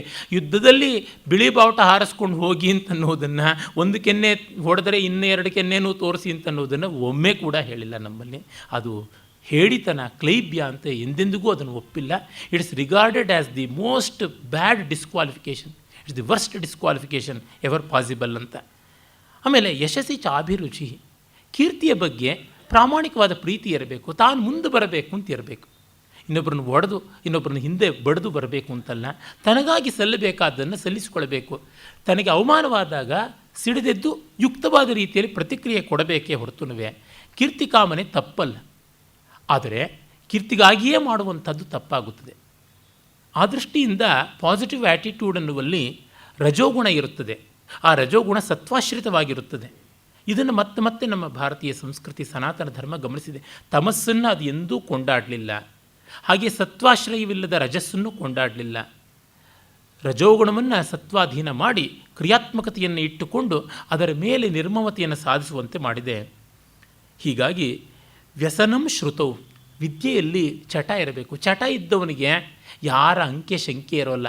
ಯಾರಾದರೂ ಆಡ್ಕೋತಾರೆ ಅಂದುಕೋತಾರೆ ಅಂತ ಒಂದು ಸಿಗರೇಟ್ ಸೇದೋದು ಬಿಡೋಲ್ಲ, ಕುಡಿಯೋದು ಬಿಡೋದಿಲ್ಲ. ಅವ್ರಿಗೆ ಆ ಸಂದರ್ಭದಲ್ಲಿ ಆಗಬೇಕು, ಇಲ್ಲದೇ ಸಂಕಟ ಹತ್ಕೊಂಡು ಬಿಡುತ್ತದೆ, ಮೈಕೈ ಪರಚ್ಕೊಳ್ಳೋ ಥರ ಆಗುತ್ತದೆ. ಆ ರೀತಿ ಇರಬೇಕು ವ್ಯಾಸಂಗ, ವಿದ್ಯೆ, ತಿಳುವಳಿಕೆ ಅಂತಂದರೆ. ಇದೆಲ್ಲ ಮಹಾತ್ಮರಿಗೆ ಪ್ರಕೃತಿ ಸಿದ್ಧವಾದದ್ದು ಅಂತ ತಿಳಿಸ್ತಾನೆ. ಇನ್ನೊಂದು ಪದ್ಯ ನನಗೆ ಬಹಳ ಪ್ರಿಯವಾದಂಥ ಪದ್ಯ. ಇದೆಲ್ಲ ಸಜ್ಜನ ಪದ್ಧತಿಯಲ್ಲಿ ಬರುವಂಥದ್ದು.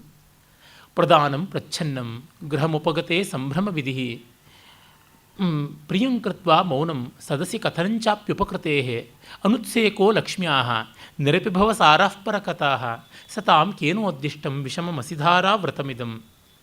ಕೊಡುವುದನ್ನು ಮರೆಯಲ್ಲಿ ಕೊಡಬೇಕು ಅಂತ, ಪ್ರಕಟವಾಗಿ ಬೂಟಾಟಿಕೆ ಮಾಡಿ ಕೊಡುವಂಥದ್ದಲ್ಲ. ಟ್ಯೂಬ್ಲೈಟನ್ನು ಯಾವುದೋ ದೇವಸ್ಥಾನಕ್ಕೆ ಕೊಡ್ತಾರೆ. ಟ್ಯೂಬ್ಲೈಟಿನ ಬೆಳಕೇ ಮುಚ್ಚೋಗುವಂತೆ ಕಪ್ಪು ಮಸಿಯಲ್ಲಿ ತಮ್ಮ ಕುಲಗೋತ್ರಗಳನ್ನು ಬಿರುದು ಬಾವಲಿನೆಲ್ಲ ಅದರ ಮೇಲೆ ಬರೆಸಿಬಿಟ್ಟಿರ್ತಾರೆ. ಆ ದೇವಸ್ಥಾನದಲ್ಲಿ ಯಾವುದೋ ಒಂದು ತಟ್ಟೆನೋ ಮಂಗಳಾರತಿ ತಟ್ಟೆನೋ ಯಾವುದೋ ಕೊಟ್ಟಿರ್ತಾರೆ. ಅದರ ಮೇಲೆಲ್ಲ ಚಿತ್ತಾರವೂ ಹೋಗುವಂತೆ ಅವರ ಹೆಸರನ್ನು ಕೆತ್ತಿಸ್ಕೊಂಡು ಬಿಟ್ಟಿರ್ತಾರೆ. ಈ ರೀತಿಯಾಗಿ ಮಾಡುವುದು, ಪುಸ್ತಕದ ಆಕಾರಕ್ಕಿಂತ ದೊಡ್ಡ ಅಕ್ಷರಗಳಲ್ಲಿ ಹೆಸರನ್ನು ಹಾಕಿಸ್ಕೊಳ್ಳುವಂಥದ್ದು, ಇವೆಲ್ಲ ಕಾಣಿಸ್ತಲೇ ಇರ್ತದೆ. ಅಂಥದ್ದಲ್ಲ, ಕೊಡುವುದನ್ನು ಮರೆಯಲ್ಲಿ ಕೊಡಬೇಕು. ಆ ಕಾರಣದಿಂದಲೇ ಮನು ಈ ರೀತಿ ಪ್ರಕಟ ದಾನಿಗಳನ್ನು ಧರ್ಮಧ್ವಜರು ಅಂತ ಬೈತಾನೆ.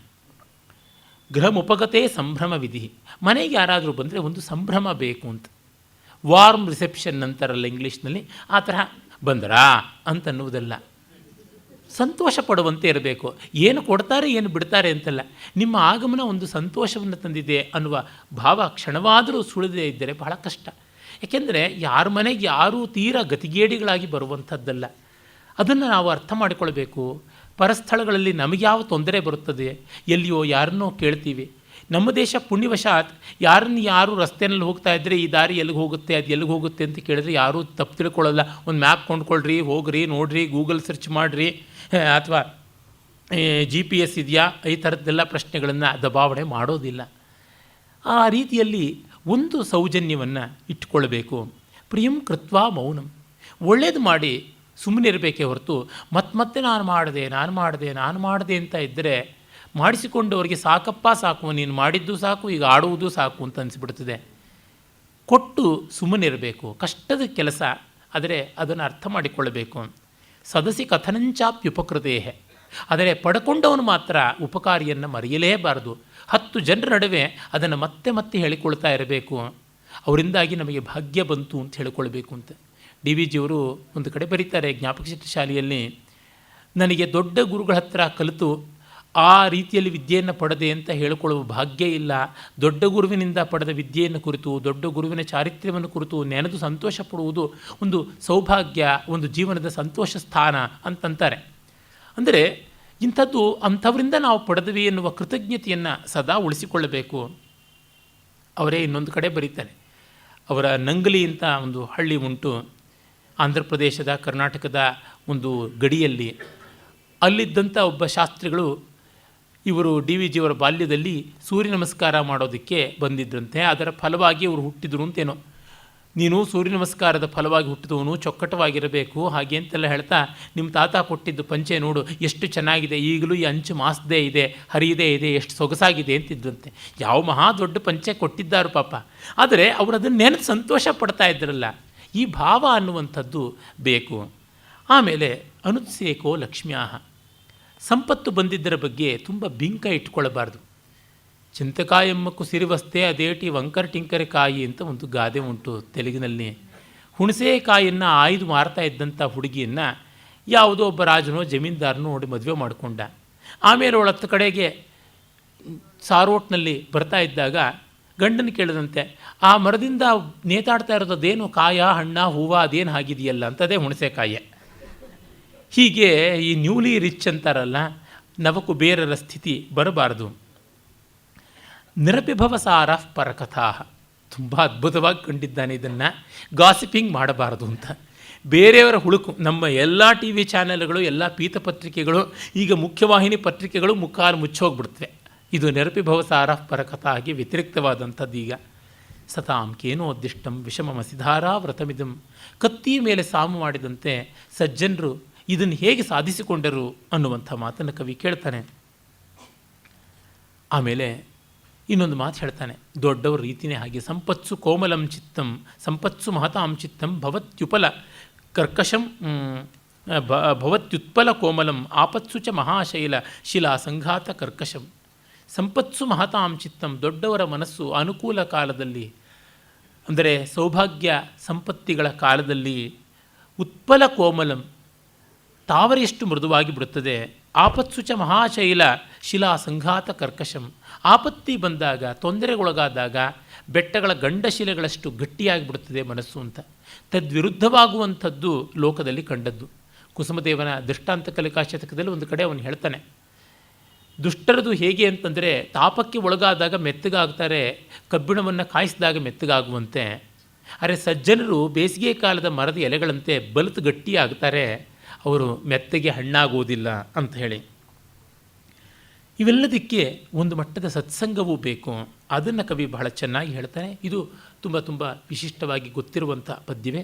ಸಂತಪ್ತಾಯಸಿ ಸಂಸ್ಥಿತಸ್ಯ ಪಯಸಃ ನಾಮಾಪಿ ನ ಜ್ಞಾಯತೆ ಮುಕ್ತಾಕಾರತೆಯ ತದೇವ ನಲಿನಿ ಪತ್ರಸ್ಥಿತಂ ರಾಜತೆ ಸ್ವಾತ್ಯಾಂ ಸಾಗರ ಶುಕ್ತಿ ಮಧ್ಯಪತಿತಂ ತನ್ಮೌಕ್ತಿಕಂ ಜಾಯತೆ ಪ್ರಾಯೇಣಾಧಮ ಮಧ್ಯಮೋತ್ತಮ ಗುಣ ಸಂಸರ್ಗತೋ ಜಾಯತೆ. ಕಾದ ಹೆಂಚಿನ ಮೇಲೆ ಬಿದ್ದ ನೀರ ಹನಿ ಆವಿಯಾಗಿ ಸೀದು ಹೋಗುತ್ತದೆ. ತಾವರೆ ಎಲೆ ಮೇಲೆ ಬಿದ್ದದ್ದು ಮುತ್ತಿನ ಮಣಿಯಂತೆ ಹೊಳೆಯುತ್ತದೆ. ಆದರೆ ಸ್ವಾತಿ ನಕ್ಷತ್ರ ಕಾಲದಲ್ಲಿ ಸ್ವಾತಿಯ ಕಪ್ಪೆ ಚಿಪ್ಪಿನಲ್ಲಿ ಬಿದ್ದದ್ದು ಮುತ್ತೇ ಆಗುತ್ತದೆ. ಪ್ರಾಯಶಃ ಅಧಮ ಉತ್ತಮ ಮಧ್ಯಮ ಉತ್ತಮರ ಸಂಪರ್ಕದಿಂದಾಗಿ ವ್ಯಕ್ತಿಗಳಿಗೆ ಈ ರೀತಿಯಾದ ಸಂಸರ್ಗ ಬರುತ್ತದೆ ಅಂತ. ನಮಗೆ ಕೆಲವೊಬ್ಬರ ಸಹವಾಸದಿಂದ ಉನ್ನತಿಗೆ ಏರುವಂಥ ಅವಕಾಶ ಎಷ್ಟೋ ಬರುತ್ತದೆ. ಅದು ಭಾಗ್ಯ. ಎಲ್ಲಿಯೋ ಯಾವುದೋ ದಾರಿಯಲ್ಲಿರ್ತೀವಿ, ಯಾವುದೋ ಪುಸ್ತಕ ಓದ್ತೀವಿ, ಇನ್ಯಾರ್ದೋ ಮಾತು ಕೇಳುತ್ತದೆ, ಆಗ ನಮ್ಮ ಮನಸ್ಸೇ ಬದಲಾಗುತ್ತದೆ, ಬುದ್ಧಿಗೆ ಬೇರೊಂದು ಗತಿ ಸಿಗುತ್ತದೆ. ಇನ್ಯಾವುದೋ ಊರಿಗೆ ಹೋಗ್ತೀವಿ, ಅಲ್ಲಿ ನಮಗೆ ಅದೃಷ್ಟ ಖುಲಾಯಿಸುತ್ತದೆ, ಇಂಥದ್ದಾಗುತ್ತದೆ. ತದ್ ವ್ಯತಿರಿಕ್ತವಾಗಿ ಕೂಡ ಆಗುವಂಥದ್ದನ್ನು ನಾವು ಎಷ್ಟೋ ಬಾರಿ ನೋಡ್ತೀವಿ. ಆ ಕಾರಣದಿಂದಲೇ ಸಂಘ ಬಹಳ ಮುಖ್ಯ. ಅದನ್ನೇ ಒಬ್ಬ ಕವಿ ಹೇಳ್ತಾನೆ, tell me about your friends I shall tell about you ಅಂತ. ಸ್ನೇಹ ಅನ್ನುವಲ್ಲಿ ನಮ್ಮ ಸ್ನೇಹಿತರ ರೀತಿ ನೀತಿ ನಮ್ಮ ಯೋಗ್ಯತೆಗೆ ತಕ್ಕಂತೆಯೇ ನಮಗೆ ಸಿಗತಕ್ಕಂಥದ್ದು. ಇನ್ನೇನು ಓಹೋ ಆಹೋ ಅನ್ನುವಂಥದ್ದು ಸಿಗುತ್ತದೆಯಾ, ನಾವು ಕೇಳಿಕೊಂಡು ಬಂದಿರುವುದು. ಮತ್ತು ನಾವು ಅದನ್ನು ಉಳಿಸಿಕೊಳ್ಳುವುದು ಬಹಳ ಮುಖ್ಯ. ಮತ್ತು ಅವನು ಪುಣ್ಯವಂತರಿಗೆ ಏನೇನು ಸಿಗುತ್ತದೆ ಅಂತ ಹೇಳ್ತಾನೆ. ಯಃ ಪ್ರೀಣಯೇತ್ ಸುಚರಿತೆ ಪಿತರಂ ಸ ಪುತ್ರ ಯದ್ಭರ್ತುರೇವ ಹಿತಮಿಚ್ಛತಿ ತತ್ಕಲತ್ರಂ ಯನ್ಮಿತ್ರ ಮಾಪದಿ ಸುಖೇಚ ಸಮಕ್ರಿಯಂ ಯದೇತತ್ರಯಂ ಜಗತಿ ಪುಣ್ಯಕೃತೋ ಲಭಂತೆ. ಯಾರು ತಂದೆ ತಾಯಿಗಳನ್ನು ಸಂತೋಷಪಡಿಸಬಲ್ಲರೋ ಅವರೇ ಮಕ್ಕಳು, ಯಾರು ಜೀವನ ಸಂಗಾತಿಗಳನ್ನು ಸಂತೋಷಪಡಿಸಬಲ್ಲರೋ ಅವರೇ ಸತಿಪತಿಗಳು, ಮತ್ತು ಯಾವನು ಕಷ್ಟ ಸುಖಗಳಲ್ಲಿ ಒಂದಾಗಿ ನಿಲ್ತಾನೋ ಅವನೇ ಸ್ನೇಹಿತ. ಇದು ಬಿಟ್ಟರೆ ಇದು ಮೂರನ್ನು ಒಳ್ಳೆಯವರು ಪುಣ್ಯವಂತರಲ್ಲದೆ ಸಾಮಾನ್ಯರು ಪಡೆಯೋಕ್ಕಾಗೋಲ್ಲ ಅಂತ. ನೋಡಿ, ಪುತ್ರ ಮಿತ್ರ ಕಳತ್ರ ಎಲ್ಲ ಪ್ರಾಸಬದ್ಧವಾದಂಥದ್ದು. ಅದಕ್ಕೆ ಪುತ್ರ ಕಳತ್ರ ಮಿತ್ರ ಅಂತ ಪದಗಳನ್ನು ಬಳಸಿದ್ದಾನೆ. ಕವಿಯ ಕೌಶಲ ಎಂಥದ್ದು ಅಂದರೆ ಇಲ್ಲಿ ಪ್ರತಿಯೊಂದರೊಳಗೂ ಕೂಡ ನಮಗೆ ಗೊತ್ತಾಗುತ್ತದೆ ಅತ್ರ ತ್ರಾಣನ ಕಾಪಾಡುವಿಕೆ ಅನ್ನುವಂಥದ್ದು ಇದೆಯಲ್ಲ, ಅದು ಬಹಳ ಮುಖ್ಯವಾಗಿ ಬರ್ತಕ್ಕಂಥದ್ದು. ಈ ಥರ ಕಾಪಾಡಬೇಕು, ನಮಗೆ ಅವರಾಗಿ ಬರಬೇಕು. ಹಾಗಿಲ್ಲದೇ ಇದ್ದರೆ ಇನ್ನೇನು ಪ್ರಯೋಜನ? ಕೋರ್ಥ ಪುತ್ರೇಣ ಜಾತೇನ ಯೋನ ವಿದ್ವಾನ್ನ ಭಕ್ತಿಮಾನ್ ಕಾಣೇನ ಚಕ್ಷುಷಾ ಕಿಂವಾ ಚಕ್ಷು ಪೀಡೈವ ಕೇವಲಂ ಅಂತ ಮೊನ್ನೆ ತಾನೇ ಪಂಚತಂತ್ರದ ಆರಂಭದಲ್ಲಿ ಅಮರಶಕ್ತಿ ಮಹಾರಾಜ ಸಂಕಟ ಪಡುವುದನ್ನು ಕೇಳಿದ್ವಿ. ಕಣ್ಣಿದ್ದು ಕಣ್ಣು ಕಾಣಿಸೋಲ್ಲ, ಆದರೆ ನೋವು ಮಾತ್ರ ತಪ್ಪಲ್ಲ. ಅಂಥದ್ದು ಯಾತಕ್ಕೆ ಬೇಡ. ಸೇಡಿಯಾಪು ಕೃಷ್ಣ ಭಟ್ರಿಗೆ ಗ್ಲಾಕೋಮಾ ಆಗಿ ತುಂಬ ಕಷ್ಟ ಆಯಿತು. ಕಣ್ಣಿಗೆ ವೇದನೆ ಯಾತನೆ, ಕಣ್ಣು ಮಾತ್ರ ಕಾಣಿಸ್ತಿಲ್ಲ. ತತ್ಕ್ಷಣವೇ ಈ ಕಣ್ಣಿಗಾಗಿ ಒದ್ದಾಡುವುದು ಬೇಡ ಅಂತ ನರಗಳನ್ನು ಕತ್ತರಿಸಿಕೊಂಡ್ರು. ಕಣ್ಣು ಪೂರ್ತಿಯಾಗಿ ಹೊರಟೆ ಹೋಗ್ಬಿಡ್ತು, ನೋವು ಹೋಯಿತು, ಕಣ್ಣಿದ್ದೂ ಇಲ್ಲ ಅನ್ನೋದು ಬೇಡ ಅಂತ ಅವರು ಸ್ವಯಂ ಪ್ರೇರಣೆಯಿಂದ ಅಂಧರಾದರು. ಆ ಕೆಚ್ಚೇ ಕೆಚ್ಚು ಅವರದು. ಆಪ್ಟೇ ನಿಘಂಟು ಅದು 3 ಕಾಲಮ್ ಇರ್ತಕ್ಕಂಥ ದೊಡ್ಡ 1200 ಪುಟದ ಪುಸ್ತಕವನ್ನು ಅವರು ಕಣ್ಣಿಲ್ಲದೆ ಇದ್ದಾಗಲೂ ಕೂಡ ತೆಗೆದು ನೋಡಿ, ಸಾಮಾನ್ಯವಾಗಿ 300ನೇ ಪುಟದಲ್ಲಿಯೋ 301ನೇ ಪುಟದಲ್ಲಿಯೋ 3ನೇ ಕಾಲಮ್ನಲ್ಲಿ ಕೆಳಗಡೆಗೆ ನೋಡಿದ್ದು ನನಗೆ ಜ್ಞಾಪಕ ಇದೆ ನೋಡಿ ಅಂತಂತಿದ್ರು. ಒಮ್ಮೆ ಅವ್ರ ಮನೆಗೆ ಹೋಗಿದ್ದಾಗ ಮುಪ್ಪಿನ ಕಾಲದಲ್ಲಿ ನೋಡಿದ್ದು, ಕೊನೆಗಾಲದಲ್ಲಿ ಆದರೂ ಆ ಮಹಾನುಭಾವರನ್ನು ಕಾಣೋಕ್ಕಾಯ್ತಲ್ಲ ಅಂತ ಸಂತೋಷ. ಆರೋಗ್ಯವೇ ಅಂತ ಕೇಳಿದೆ. ಆಗವರು ನಾಗವರ್ಮನ ಕಾವ್ಯಾವಲೋಕನದಲ್ಲಿ ಬರುವಂಥ ಎನಿತ್ತೆನಿತ್ತಂಬುಜ ಪತ್ರನೇತ್ರಯ ಘನಸ್ತನಂ ತಾಂ ಬೆಳಗುಂ ಕಿರಾತಿಯ ಅನ್ನುವುದನ್ನು ಹೇಳಿ, ಎಷ್ಟೆಷ್ಟು ಹತ್ತಿರಕ್ಕೆ ಬೆಡ್ ಪ್ಯಾನ್ ಬರ್ತಾ ಇದೆಯೋ ಮಂಚಕ್ಕೆ, ಆರೋಗ್ಯ ಅಷ್ಟೆಷ್ಟು ದೂರ ಆಗ್ತಾ ಇದೆ ಅಂತ ತಿಳ್ಕೊಳ್ಬೇಕು ಅವಧಾನಿಗಳೇ ಅಂತಂದರು. ಏನು ಹಾಸ್ಯ! ಅದಕ್ಕೆ ಎಷ್ಟು ಚೆನ್ನಾಗಿ ಅದನ್ನು ಹೇಳುವಂಥ ಬಗೆ ಅಷ್ಟು ಸುಂದರವಾದದ್ದು. ಕಣ್ಣು ಕಾಣಿಸ್ದೇ ಇದ್ದಾಗಲೂ ಟಿ ವಿ, ರೇಡಿಯೋ ಎಲ್ಲದರಿಂದಲೂ ವಿಷಯ ಸಂಗ್ರಹ ಮಾಡ್ತಾಯಿದ್ರು. ನನ್ನೊಂದು ಅವಧಾನ ಟಿ ವಿಯಲ್ಲಿ ಬಂದಿದ್ದಾಗ ನಿಮ್ಮ ಅವಧಾನವನ್ನು ಟಿ ವಿಯಲ್ಲಿ ಕೇಳಿದೆ ಅಂತ ಪತ್ರ ಬರೆದಿದ್ರು. ಆಗಲೂ ಅವರ ಬುದ್ಧಿ ಎಚ್ಚರವಾಗಿತ್ತು. ನಮ್ಮ ವೆಂಕಟಸುಬ್ಬಯ್ಯನವರು ಒಮ್ಮೆ ಅವರ ಹತ್ತಿರಕ್ಕೆ ಹೋದರು. ಉಡುಪಿಯಲ್ಲಿ ನಾನು ಕಾಣೋದಕ್ಕೆ ಇಷ್ಟಪಡುವುದು ಮುಖ್ಯವಾಗಿ ಇಬ್ಬರು ಕೃಷ್ಣರನ್ನು, ಒಬ್ಬ ಮಂದಿರದೊಳಗಿರ್ತಕ್ಕಂಥ ಕೃಷ್ಣ, ಮತ್ತೊಬ್ಬರು ಮಣಿಪಾಲದಲ್ಲಿರ್ತಕ್ಕಂಥ ಕೃಷ್ಣ, ಸೇಡಿಯಾಪ ಕೃಷ್ಣ ಭಟ್ರು ಅಂತಂದರು. ಆಗ ಅವರು, ಹೌದು, ಇಷ್ಟೇ ಅಲ್ಲ, ಇನ್ನೂ ಒಂದು ಸಾಮ್ಯ ಇದೆ. ಈ ಇಬ್ಬರು ಕೃಷ್ಣರನ್ನು ನೀವು ಕಾಣಬಲ್ಲರಿ, ಆ ಕೃಷ್ಣರು ಮಾತ್ರ ನಿಮ್ಮನ್ನು ನೋಡೋಕ್ಕಾಗೋಲ್ಲ ಅಂತಂದರು. ಏನು ಎಂಥದ್ದು ಅವರ ರಾಸಿಕ್ಯ ಮತ್ತು ವಾಸ್ತವ ದೃಷ್ಟಿ! ಅನಾಕೃಷ್ಣರಾಯರು ಒಮ್ಮೆ ಹೋಗಿಬಿಟ್ಟು, ಓಹೋ ಶಬ್ದನಿಧಿ ಸೇಡಿಯಾಪು ಕೃಷ್ಣ ಭಟ್ರು ಅಂದರೆ, ಹೌದು ಅರ್ಥನಿಧಿ ಅಲ್ಲ ನಾನು ಅಂತಂದಿದ್ರು. ಅಂದರೆ ಆ ವಿದ್ವತ್ ರಾಸಿಕ್ಯ ಯಾವುದನ್ನು ಸಹಜವಾಗಿ ಹೇಗೆ ಅಂತ ನೋಡಿ ನಲಿಸುವ ರೀತಿ, ನಲಿಯುವ ರೀತಿ ತುಂಬ ತುಂಬ ದೊಡ್ಡದಾದಂಥದ್ದು. ಹಾಗೆ ಇಂಥ ಪುಣ್ಯವಂತರಿಗೆ ಸಿಗುವಂಥದ್ದವೆಲ್ಲ ಮತ್ತಿನ್ಯಾರಿಗೂ ಅಲ್ಲ ಅಂತ ಮತ್ತೆ ಹೇಳ್ತಾನೆ. ನಮಗೆ ಎಕ್ಸ್ಟ್ರೀಮ್ಸಲ್ಲೇ ಕೆಲವೊಮ್ಮೆ ವರ್ಕೌಟ್ ಆಗುವುದು, ಮಧ್ಯದಲ್ಲಿ ಅಲ್ಲ. ಏಕೋ ದೇವ ಕೇಶವೋವಾ ಶಿವೋವಾ ಏಕಂ ಮಿತ್ರಂ ಭೂಪತಿರ್ವಾ ಯತಿರ್ವ ಏಕೋ ವಾಸ ಪತ್ತನೇವಾ ವನೇವ ಏಕಾ ಭಾರ್ಯ ಕಂದರೀ ಸುಂದರೀವಾ ದರೀವಾ ಅಂತ. ಒಬ್ಬನೇ ದೇವರು, ಅವನು ಶಿವನೋ ಕೇಶವನೋ, ಹರನೋ ಹರಿಯೋ, ಒಂದೇ ಗೆಳೆತನ, ರಾಜನೋ ಅಥವಾ ಸನ್ಯಾಸಿಯೋ, ಒಂದೇ ನೆಲೆ, ಇಲ್ಲ ಮಹಾನಗರ ಇಲ್ಲ ಮಹಾವನ, ಒಂದೇ ಜೀವನ ಸಂಗಾತಿ, ಸುಂದರಿಯೋ ಅಥವಾ ದರಿಯೋ. ಅಂದರೆ ಅತಿ ಸುಂದರಿಯಾದ, ಅತಿ ಗುಣವತಿಯಾದ ಪತ್ನಿಯೋ, ಅತಿ ಸುಂದರನೋ ಅತಿ ಗುಣವಂತನೋ ಆದ ಗಂಡ ಇರಬೇಕು, ಇಲ್ಲ ಯಾವುದೋ ಕಾಡಲ್ಲಿ ಕೂತ್ಕೊಳ್ಬೇಕು, ಕೊರಕಲ್ನಲ್ಲಿರಬೇಕು ಅಂತ. ಮೀಡಿಯಾಕ್ರಿಟಿನಲ್ಲಿ ಬದುಕೋದೂ ಅಲ್ಲ, ಸಾಯೋದೂ ಅಲ್ಲ, ನಿತ್ಯದ ಸಾವು, ನಿತ್ಯದ ಒದ್ದಾಟ ಯಾಕೆ ಅಂತ. ಇದು ಸರ್ವಥಾ ಎಲ್ಲ ಕಾಲದಲ್ಲೂ ಮಾನ್ಯವಾಗುವಂಥದ್ದು ಅಂತ ಅಲ್ಲ. ಆದರೆ ನಮಗನಿಸುತ್ತದೆ ನಾವು ಉತ್ತಮತೆಯ ಕಡೆಗೆ ಪ್ರಯತ್ನ ಪಡ್ತಾ ಇರಬೇಕಾಗುತ್ತದೆ. 100 ದೇವರುಗಳನ್ನು ಪೂಜೆ ಮಾಡಿಕೊಂಡು ಎಲ್ಲಿಯೂ ನೆಲೆ ನಿಲ್ಲದೆ ಇದ್ದರೆ ಹೇಗೆ? ಡಿ ವಿ ಜಿಯವರೊಂದು ಕಡೆ ಬರೀತಾರೆ, ಸುಮ್ಮನೆ ಇಡೀ ಪುಸ್ತಕದ ಪದ್ಯಗಳನ್ನು ಅಲ್ಲಿಷ್ಟು ಇಲ್ಲಿಷ್ಟು ಕಚ್ಚಿ ಎಂಜಲು ಮಾಡೋದಕ್ಕಿಂತ 100 ಪದ್ಯಗಳನ್ನು ಲಕ್ಷಣವಾಗಿ ಬಾಯ್ಪಾಠ ಮಾಡಿ ಒಳ್ಳೆಯದು ಅಂತ, 4 ಪುಸ್ತಕಗಳನ್ನು ಪರಿಷ್ಕಾರವಾಗಿ ಓದಿ ಅಂತ. ನನ್ನ ಗೆಳೆಯ ಇದ್ದಾನೆ ಡಾಕ್ಟರ್ ಕೃಷ್ಣ ಅಂತ, ಅವನು ದಿವಸ ಸಾಮಾನ್ಯವಾಗಿ 1/4 ಅಥವಾ 1 ಗಂಟೆವರೆಗೂ ಸಾಹಿತ್ಯವನ್ನು ಓದ್ತಾನೆ ಅಷ್ಟೇ, ಅದಕ್ಕಿಂತ ಹೆಚ್ಚು ಓದಲ್ಲ. ಸ್ವಶಾಸ್ತ್ರವನ್ನು ಓದ್ತಾನೆ, ವಾಕ್ ಮಾಡ್ತಾನೆ, ಮಗದೊಂದು ಎಲ್ಲ ತುಂಬ ಗಡಿಯಾರದಂತೆ ವ್ಯವಸ್ಥಿತವಾದದ್ದು ಅವನ ಜೀವನ ಶೈಲಿಯೇ. ಆ 1 ಗಂಟೆ 3/4 ಗಂಟೆಯ ಅವಧಿಯಲ್ಲಿ ಅವನು ಗಟ್ಟಿಯಾದ ನಿಜವಾದ ಅರ್ಥದ ಕ್ಲಾಸಿಕ್ಸ್ ಅಂತ ಯಾವುದಿವೆ ಮಹಾಕೃತಿಗಳನ್ನು ಓದಿಕೊಂಡಿದ್ದಾನೆ. ಒಂದು ಶೇಕ್ಸ್ಪಿಯರ್ ಇರ್ಬೋದು, ಮಾಸ್ತಿ ಇರ್ಬೋದು, ಡಿ ವಿ ಜಿ ಇರ್ಬೋದು, ವ್ಯಾಸರಿರ್ಬೋದು, ವಾಲ್ಮೀಕಿ ಇರ್ಬೋದು, ಕುವೆಂಪು ಇತ್ಯಾದಿಗಳನ್ನು ಓದಿಕೊಂಡಿರೋದು. ಎಷ್ಟು ಗಟ್ಟಿಯಾಗಿ ಓದಿಕೊಂಡಿದ್ದಾನೆ ಅಂದರೆ ಗದ್ಯವಾಕ್ಯಗಳನ್ನು ಕೂಡ ಪುಂಖಾನುಪುಂಖವಾಗಿ ಜ್ಞಾಪಕದಿಂದ ಹೇಳ್ತಾನೆ. ಶೇಕ್ಸ್ಪಿಯರ್ನನ್ನು ನನ್ನ ಮಿತ್ರವರ್ಗದಲ್ಲಿ ಅಷ್ಟು ಅಸ್ಖಲಿತವಾಗಿ ಅವನ ಮಹಾನಾಟಕಗಳಿಂದ, ಮಹಾಹರ್ಷಕಗಳಿಂದ, ಮಹಾಗಂಭೀರ ನಾಟಕಗಳಿಂದ ಉದ್ಧರಿಸ್ತಕ್ಕಂಥವ್ರನ್ನ ನಾನು ನೋಡಲಿಲ್ಲ. ನನ್ನ ಗುರುಗಳೇ ಅಷ್ಟು ಉದ್ಧರಿಸಲಾರರು. ದೊಡ್ಡ ವಿದ್ವಾಂಸರು ಡಾಕ್ಟರ್ ಎಸ್ ರಾಮಸ್ವಾಮಿಯವರು, ನನ್ನ ಇಂಗ್ಲೀಷ್ ವಿದ್ಯಾಗುರುಗಳು. ಇವನು ಆ ಮಟ್ಟಕ್ಕೆ ಅದನ್ನು ಮಾಡ್ತಾನೆ. ನಾನು ಹೇಳಿದ್ದು ಶೇಕ್ಸ್ಪಿಯರ್ ದೊಡ್ಡವನಪ್ಪ ನೋಡು ಅಂತ. ಆಮೇಲೆ ಅವನು ಅಷ್ಟು ಓದಿಕೊಂಡಿದ್ದಾನೆ ಅದನ್ನು. ಆ ಸ್ವಲ್ಪದ ಕಾಲದಲ್ಲಿಯೇ ಸಾರವತ್ತಾಗಿ ಓದಿಕೊಳ್ಳುವ ಆ ತೀವ್ರತೆಯಿಂದ ಬಂದಂಥದ್ದು. ಯಾವೊಂದು ಒಳ್ಳೆಯ ಸೂಕ್ತಿ ಬಂದರೂ ಅದನ್ನು ಮನಸ್ಸಿನಲ್ಲಿ ನಿಕ್ಷೇಪ ಮಾಡಿಕೊಂಡು ಮೆಲುಕು ಹಾಕುವಂಥದ್ದು. ಈ ಉತ್ಕಟತೆ, ತೀವ್ರತೆ ಬೇಕು. ಸುಮ್ಮನೆ ಹಾಳು ಮೂಳು ಎಲ್ಲ ನೋಡೋದು ಬೇಕಾಗಿಲ್ಲ ಅಂತ. ಎಲ್ಲಕ್ಕೂ ಸಮಯ ಆಗೋದಿಲ್ಲ. ಆ ಕಾರಣ ಉತ್ಕೃಷ್ಟವಾದದರ ಕಡೆಗೆ ನೋಡಬೇಕು. ಈ ದೃಷ್ಟಿಯಲ್ಲಿ ಹೇಳ್ತಾ ಇದ್ದಾನೆ ಕವಿ ಅಷ್ಟೇ ಹೊರತು ಮಧ್ಯಮ ದರ್ಜೆನ ಕಳಪೆ ಅಂತ ಕೀಳುಗರಿಯೋದಿಕ್ಕೆ ಅಲ್ಲ. ಇನ್ನೊಂದು ಕಾಳಿದಾಸನ ಶಾಕುಂತಲದ 5ನೇ ಅಂಕದಲ್ಲಿ ಬರುವಂಥ ಪದ್ಯಕ್ಕೆ ಸಂವಾದಿಯಾದಂಥದ್ದು. ಅಲ್ಲಿ ಬರುವಂಥ ಔದಾರ್ಯವನ್ನು, ಮಹಾತ್ಮರಿಗೆ ಪ್ರಕೃತಿಸಿದ್ಧವಾದಂಥದ್ದು, ಸ್ವಭಾವದ್ದು ಅನ್ನುವಂಥದ್ದು ಇಲ್ಲಿ ಹೇಳ್ತಾ ಇದ್ದಾನೆ. ಭವಂತಿ ನಮ್ರಾಸ್ತರವ ಫಲೋದ್ಗಮೈ ನವಾಂಬುಭಿರ್ಭೂರಿ ವಿಲಂಬಿನೋ ಘನಾ ಅನುದ್ಧತಾ ಸತ್ಪುರುಷಾ ಸಮೃದ್ಧಿಭಿ ಸ್ವಭಾವ ಏವೈಷ ಪರೋಪಕಾರಿಣಾಂ. ಮರಗಳು ಹಣ್ಣಿಂದ ತುಂಬಿದಾಗ ಬಾಗುತ್ತವೆ, ಮೋಡ ನೀರಿಂದ ತುಂಬಿದಾಗ ಕೆಳಗಿಳಿಯುತ್ತದೆ, ದೊಡ್ಡವರು ಹಾಗೆ ಬಿಂಕ ಬಿಗುಮಾನ ಹಮ್ಮು ಬಿಂಬಿಲ್ಲದೆ ಇರ್ತಾರೆ. ಯಾಕೆ ಅಂದರೆ ಅದವರ ಸ್ವಭಾವ ಅಂತ. ಅಂದರೆ ಆ ಸಜ್ಜನಿಕೆ ಪ್ರಯತ್ನಪೂರ್ವಕವಾಗಿ ಪಡೆದದ್ದು ಸ್ವಭಾವ ಆಗುವ ಮಟ್ಟಕ್ಕೆ ಪಾಕ ಬೇಕು ಅಂತ. ಶ್ರೋತ್ರಂ ಶ್ರುತೇನೇವ ನ ಕುಂಡಲೇನ ದಾನೇನ ಪಾಣಿರ್ ನತು ಕಂಕಣೇನ ವಿಭಾತಿ ಕಾಯ ಕರುಣಾಪರಾಣಾಂ ಪರೋಪಕಾರೈರ್ ನತು ಚಂದನೇನ ಅಂತ.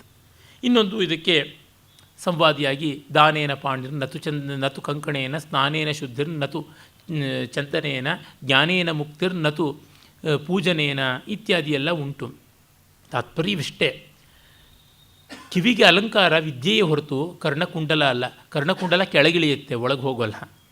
ದಾನ ಅದು ಕೈಗೆ ಅಲಂಕಾರವೇ ಹೊರತು ಕಂಕಣಾದಿಗಳು ಅಲ್ಲ. ದೇಹಕ್ಕೆ ಪರಿಮಳ ತರುವಂಥದ್ದು ಚಂದನಾದಿಗಳು ಅಲ್ಲ. ಉಪಕಾರದ ಪುಣ್ಯ ಪರಿಮಳ ಅನ್ನುವ ಮಾತನ್ನು ಹೇಳ್ತಾನೆ.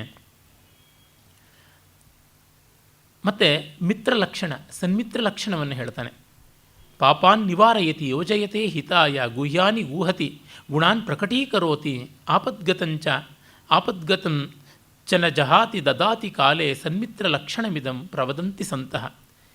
ನಮ್ಮನ್ನು ಕೇಡಿನಿಂದ ದೂರ ಮಾಡ್ತಕ್ಕಂಥವನು, ಆ ದಾರಿ ಕೆಡುಕಿನ ದಾರಿ ಬೇಡ ಅಂತ ಎಚ್ಚರ ಹೇಳುವವನು, ಒಳ್ಳೆಯ ದಾರಿಗೆ ತಂದು ನಿಲ್ಲಿಸುವಂಥವನು, ಒಳ್ಳೆಯದನ್ನು ಪರಿಚಯ ಮಾಡಿಕೊಡ್ತಕ್ಕಂಥವನು, ನಮ್ಮ ಕೊರತೆಗಳನ್ನು ಕುಂದುಗಳನ್ನು ಮುಚ್ಚಿಡ್ತಕ್ಕಂಥವನು, ನಮ್ಮ ಗುಣಗಳನ್ನು ತೆರೆದು ತೋರಿಸ್ತಕ್ಕಂಥವನು, ಆಪತ್ತಿನಲ್ಲಿ ನಮ್ಮನ್ನು ಬಿಡದೆ ಸಲಹುವಂಥವನು, ಕಾಲಕ್ಕೆ ಸರಿಯಾಗಿ ಸಹಾಯವನ್ನು ಮಾಡುವಂಥವನು. ಇದು ಸನ್ಮಿತ್ರನ ಲಕ್ಷಣ ಅಂತ. ತುಂಬ ದೊಡ್ಡ ಲಕ್ಷಣ. ನಮಗ್ಯಾರು ಈ ಥರ ಇದ್ದಾರೆ ಅನ್ನೋದು ಮೊದಲು ನಾವು ಯಾರಿಗಾದರೂ ಈ ಥರ ಇದ್ದೀವ ಅಂತ ನೋಡ್ಕೋಬೇಕಷ್ಟೆ. ಮತ್ತು ಲೋಕದ ಸ್ವಭಾವ ಏನು, ಜನರು ಯಾವ ಬಗೆ ಅಂತ ತುಂಬ ಸೊಗಸಾಗಿ 4 ಕ್ಯಾಟಗರಿ ಮಾಡಿಬಿಡ್ತಾನೆ. ಬಹಳ ಚೆನ್ನಾಗಿದೆ ಇದು. ಏತೇ ಸತ್ಪುರುಷಾಃ ಪರಾರ್ಥ ಘಟಕಾಃ ಸ್ವಾರ್ಥಾನ್ ಪರಿತ್ಯಜ್ಯಯೇ ಸಾಮಾನ್ಯಸ್ತು ಪರಾರ್ಥಮುದ್ಯಮವೃತಃ ಸ್ವಾರ್ಥ ವಿರೋಧೇನಯೇ ತೇಮೀ ಮಾನವರಾಕ್ಷಸಾಃ ಪರಹಿತಂ ಸ್ವಾರ್ಥಾಯ ನಿಘ್ನಂತಿಯೇ ಏತು ಘ್ನಂತಿ ನಿರರ್ಥಕಂ ಪರಹಿತಂ ತೇಕೆ ನ ಜಾನೀಮಹೆ. ಮಹೋನ್ನತರು ಸಜ್ಜನರು ಅಂದರೆ ತಮ್ಮ ಸ್ವಾರ್ಥವನ್ನು ಬಲಿಗೊಟ್ಟು ಲೋಕಕ್ಕೆ ಉಪಕಾರ ಮಾಡುವಂಥವರು. ಮಧ್ಯಮರು ಸ್ವಾರ್ಥಕ್ಕೆ ಚ್ಯುತಿಯಾಗದಂತೆ ಇತರರಿಗೆ ಹಿತ ಮಾಡುವಂಥವರು. ಪಾಪಿಗಳು ನರರೂಪ ರಾಕ್ಷಸರು ಅಂದರೆ ತಮ್ಮ ಸ್ವಾರ್ಥಕ್ಕಾಗಿ ಲೋಕವನ್ನೇ ಹಾಳು ಮಾಡುವವರು. ಇನ್ನು 4ನೇವರೆಗೆ ಅವ್ರಿಗೆ ಏನು ಹೆಸರಿಡಬೇಕು ಅಂತ ಗೊತ್ತಿಲ್ಲ. ಇಂದು ಅವರ ಹೆಸರಿಲ್ಲದೆ ಇದ್ದವರು ತಾನೂ ಕೆಟ್ಟ ಮಿಕ್ಕವರನ್ನು ಬಿಡ ಅನ್ನುವಂತೆ ಇರತಕ್ಕಂಥವ್ರು ಅಂತ. ಕೇಚಿನ್ ನಷ್ಟೈಸ್ತು ನಾಶಿತಾಹ ಅಂತ ಒಂದು ಮಾತು ಉಂಟಲ್ಲ. ಕೇಚಿದ್ ಅಜ್ಞಾನತೋ ನಷ್ಟಾಹ ಕೇಚಿನ್ ನಷ್ಟಾ ಪ್ರಮಾದತಃ ಕೇಚಿದ್ ಜ್ಞಾನಾವಲೇಪೇನ ಕೇಚಿನ್ ನಷ್ಟೈಸ್ತು ನಾಶಿತಾಹ ಅಂತ. ಕೆಲವರು ಅಜ್ಞಾನದಿಂದ ಪಾಪ ಗೊತ್ತಿಲ್ಲದೆ ಹಾಳಾದರು. ಇನ್ನು ಕೆಲವರು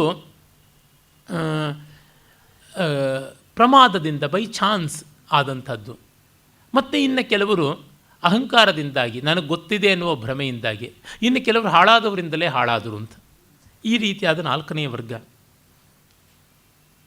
ಆಮೇಲೆ ತುಂಬ ಸುಂದರವಾದ ಒಂದು ಶ್ಲೋಕ, ಒಳ್ಳೆಯ ಲೋಕನೀತಿಯನ್ನು ಲೋಕರೀತಿಯನ್ನು ಕಂಡುಕೊಂಡು ಸಜ್ಜನಿಕೆಯ ಸ್ನೇಹದ ಲಕ್ಷಣವನ್ನು ಹೇಳುವುದು. ಇದೆಲ್ಲ ಮಿತ್ರ ಪದ್ಧತಿಯಲ್ಲಿ ಬರುವಂಥದ್ದು.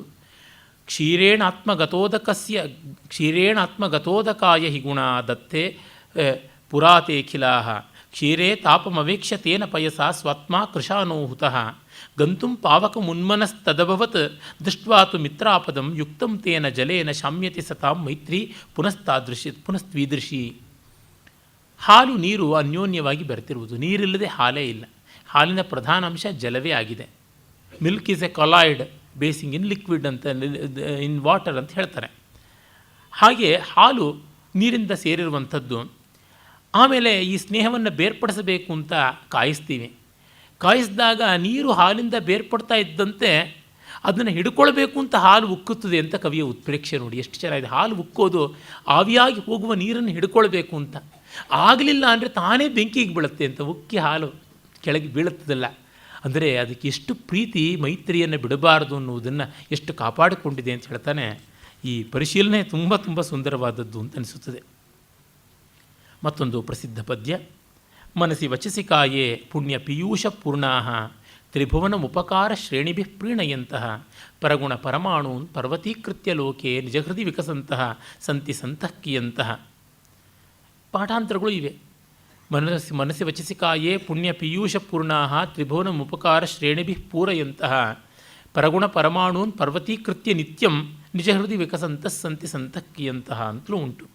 ಅಂದರೆ ತ್ರಿಕರಣಗಳಿಂದ ಮನೋವಾಕ್ಕಾಯಗಳಿಂದ ಸಜ್ಜನಿಕೆಯನ್ನು ಮೂರು ಲೋಕಕ್ಕೂ ಬಿತ್ತರಿಸುವವರಾಗಿ ಇನ್ನೊಬ್ಬರ ಗುಣ ಪರಮಾಣುಗಳನ್ನು ಅಟಾಮಿಕ್ ಕ್ವಾಂಟಿಟಿಯಲ್ಲಿರ್ತಕ್ಕಂಥ ಸದ್ಗುಣಗಳನ್ನು ಪರ್ವತದಂತೆ ಮಾಡಿ ದೊಡ್ಡದನ್ನಾಗಿ ಮಾಡಿ ಕಾಣಬಲ್ಲಂಥ ಸಂತರು ಎಷ್ಟು ಜನ ಇರ್ತಾರೆ ಲೋಕದಲ್ಲಿ. ಗುಣಗ್ರಾಹಿಗಳು ಉದಾರಿಗಳು ತುಂಬ ಕಡಿಮೆ. ನಾಗುಣಿ ಗುಣಿನಂ ವ್ಯಕ್ತಿ ಗುಣಿ ಗುಣಿಷು ಮತ್ಸರಿ ಗುಣೀಚ ಗುಣರಾಗೀಚ ಸರಳೋ ವಿರಲೋ ಜನ ಅಂತ ಇದೆಯಲ್ಲ. ಮತ್ತು ಇನ್ನೊಂದು ಬಹಳ ಸುಂದರವಾದ ಪದ್ಯ ಇದು. ಕಿಂತೇನ ಹೇಮ ಗಿರಿಣ ರಜತಾದ್ರಿಣಾವ ಯತ್ರಾಶ್ರಿತಾಯ ತರವಸ್ತಯೇವ ಮನ್ಯಾಮಹೇ ಮಲಯಮೇವ ಯದಾಶ್ರಯೇಣ ಕಂಕೇಲಿ ನಿಂಬ ಕುಟಜಾನ್ಯಪಿ ಚಂದನಾನಿ.